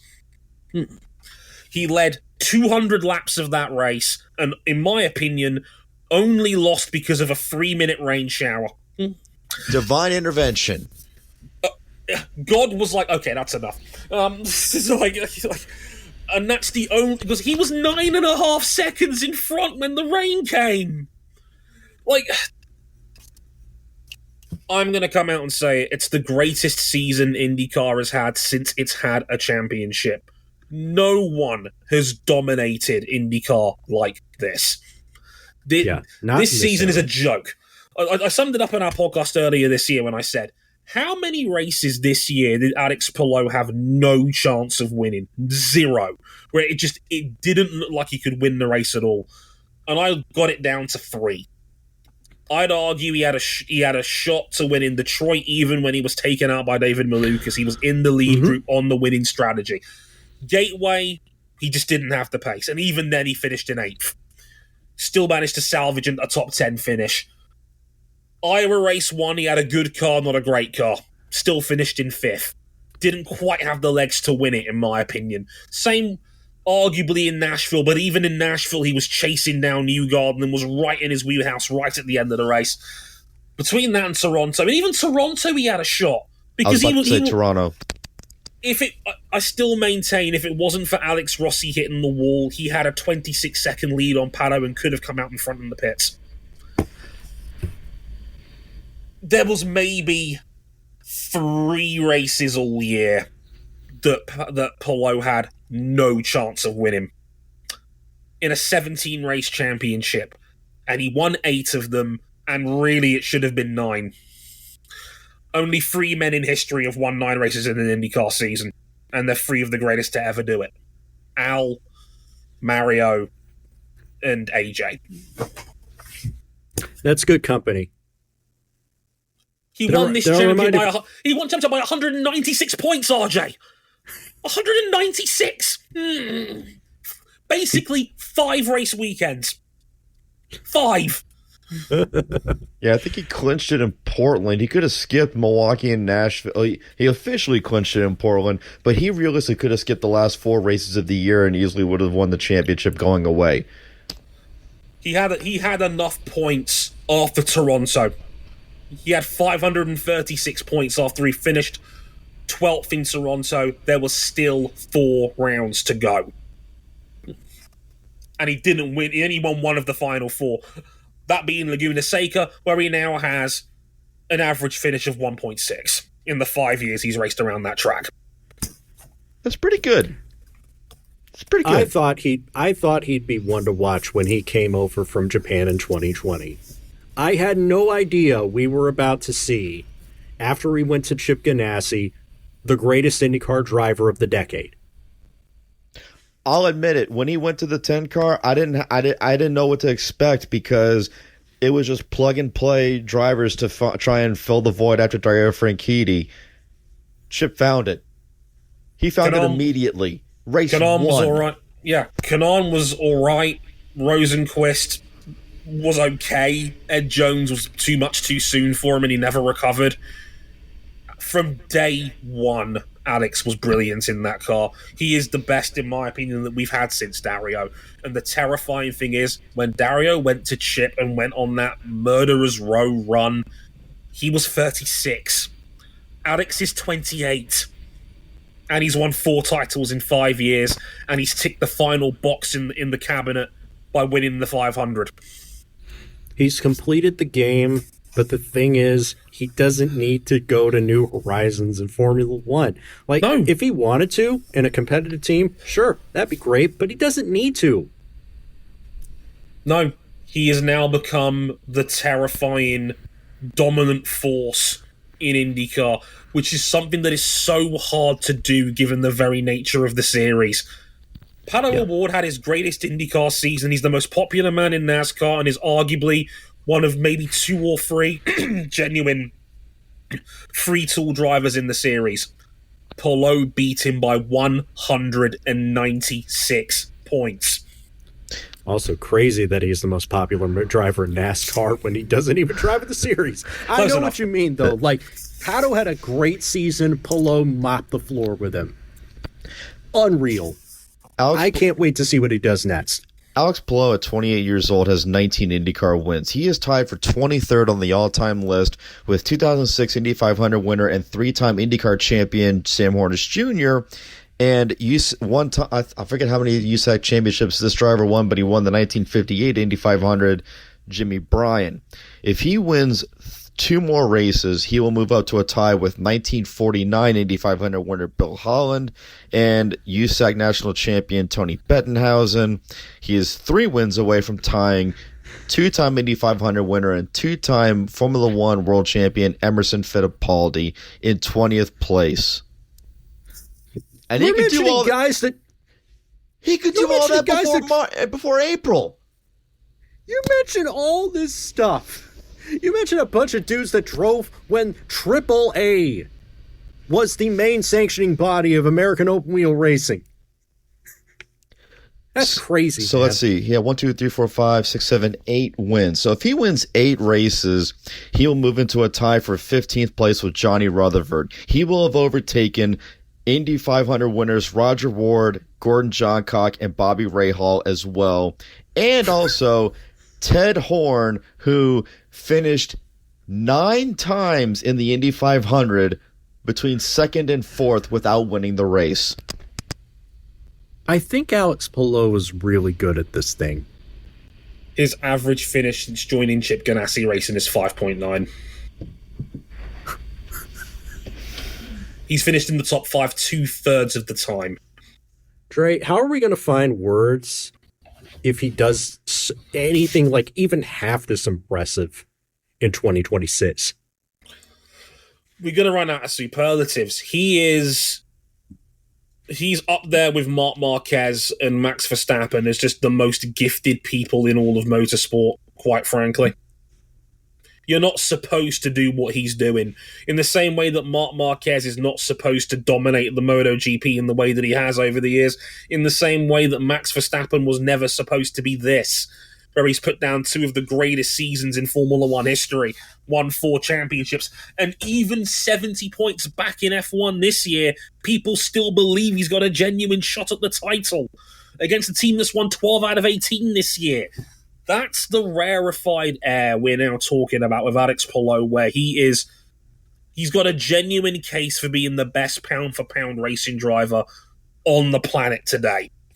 And he races in IndyCar, which, no disrespect, a lot of people will never put in the same ballpark as Formula One, rightly or wrongly. And those people are sharp as a marble. He is a special talent. Yeah. Even the Oregon fans can see that. If you know, you know. Quack, quack. So I guess as we wrap things up here, because we got on long enough. Yeah. How do we feel going into 2026? Who wants to go first? Well, Chris, you're at these more often than any of us. I'm going to go and just say it right now. I think when we do our IndyCar season preview show for next year, we're not going to predict who's going to win the championship because it's going to be Alex Palou the whole way across. We're going to predict who's going to finish second in points. What reason do we have to think that this won't happen again? You got the ovals down. He's got the ovals down. He's got the setup notebook. Like, what may change? They're going to add more hybrid power. Ooh, I don't know, man. They're gonna have the same specification for pretty much everything. I mean, there's typically maybe 1 or 2 little minor little tweaks that they might do, but like, they got this figured out. You don't need to reinvent the wheel. He's got it. That's it. Yeah. That's what do we change? That we can't. I don't see how anyone goes against Alex Palou for winning the championship next year. Thanks for not being here, Cam. I'll follow up on just my overall sentiment on IndyCar as a whole going into 2026. I mean, it's weird in the sense of, objectively, by the metrics, this was a great year for IndyCar. Their TV ratings are up 23%. They had 7 million people watch the 500. It was the single most watched race in the US this year. Better than the Daytona 500 did back in February. It was an exceptional TV year. They bloated rightly about getting more women into the sport than they ever have before. And given that one man pretty much had the title under lock and key once we got to May, that's impressive doing. My thoughts on Fox are overall mixed. Will Buxton struggled to start off with. I think he got better as the year went on, which he should do. And I think he was a very solid anchor. He's not Lee Diffie. He's different, and that's okay. And, you know, Hinchcliffe was exceptional. As I've said many a time, Townsend was also there. That's as nice as I'll be. Jack Harvey and Georgia Henneberry were also excellent in pit lane. They deserved their flowers as well, especially given it was Jack's first full year as a broadcaster. Very impressive, is what I will say. I'm nervous about them now owning a third of the series and the Speedway. I'm not sure what direction Fox wants to take this. There were big production issues, especially early on in the year. And sorry, Thermal. And there were some affiliations that rubbed me the wrong way. Barstool Sports being the big one. Anybody who knows Barstool knows why. And that is collaborations that I don't think paint the series in a positive light. They can do better, especially given what they were prepared to throw at the 500, given we had people like Derek Jeter, A-Rod, Maurice Jones-Drew. Every Fox affiliate had IndyCar coverage on them at all times. Even Al Michaels was doing video montages alongside John Green. We know what Fox can do, but they chose to go down that road. That's up for debate. We're still not sure about Honda and their future. That they've got one more year to make a decision on it. David Salters has kept his cards very close to his chest in regards to that. We love IndyCar. We love IndyCar. We love IndyCar. But, you know, we can't confirm whether we're still going to be here next year, which is not ideal to say the least. I just hope that the time and the effort and the investment continues going into 2026 in the right direction, because there is so much potential here, and I'd like to think Fox buying a third of the series has them agreeing with me on that regard. But there are certain elements where they have to do better next year. Yeah, I don't disagree. I think it's all weird that we keep saying the car's old, they got no new viewers. If Honda leaves, the Indy 500 is going to get converted into a NASCAR Cup Series round because there's going to be no more American Open Wheel, and yet drivers still want a piece of this action. A television network's bought a stake in the series to make this thing go. I don't know, man. Just roll on, March. Yeah, hopefully we'll know a little bit more about that direction when we get to next season. When we'll be here, as usual, on Motorsport 101 on March 1st, 2026, for that season opener in St. Petersburg. And there'll be some trucks there too. We'll talk about it a little bit more, but Krista Hardy's sadly been taken away, probably by his missus. But that'll do it for our IndyCar coverage in 2025. A big thank you to everybody that has listened along or read along on the website or wherever else on social media in 2025. I know there's a very small, dedicated fan base of IndyCar fans who love us, and we really appreciate you. So thank you for that. And, of course, we'll be back for more IndyCar in February for our season preview. We'll be back for our other stuff as usual, because it's a big weekend. Formula One and the United States Grand Prix sprint weekend. Title race coming down to the wire for the United States Grand Prix in Austin this weekend, as well as MotoGP, the Blue Ribbon event, the Australian Grand Prix from Phillip Island. Oh, baby. Phillip Island. We love to see it. Oh, beautiful stuff. But that'll be on next week. Until then, I've been Dre Harrison. They've been RJ O'Connell. Big thanks to Krista Hardy for being here as well. Until next time, thank you very much for listening. Sayonara. Later, y'all. 4 times a champion of the NTT IndyCar Series, all in less than 100 race starts. He joins the greatest of all time. He joins AJ Foyt. He joins Scott Dixon. He joins Mario Andretti, Sebastian Bourdais and Dario Franchitti as one of the few to have notched up 4 titles, and cements his position unquestionably now in the same year that he won the Indy 500 as one of the greatest, not just of his, but of any generation in this championship's rich history.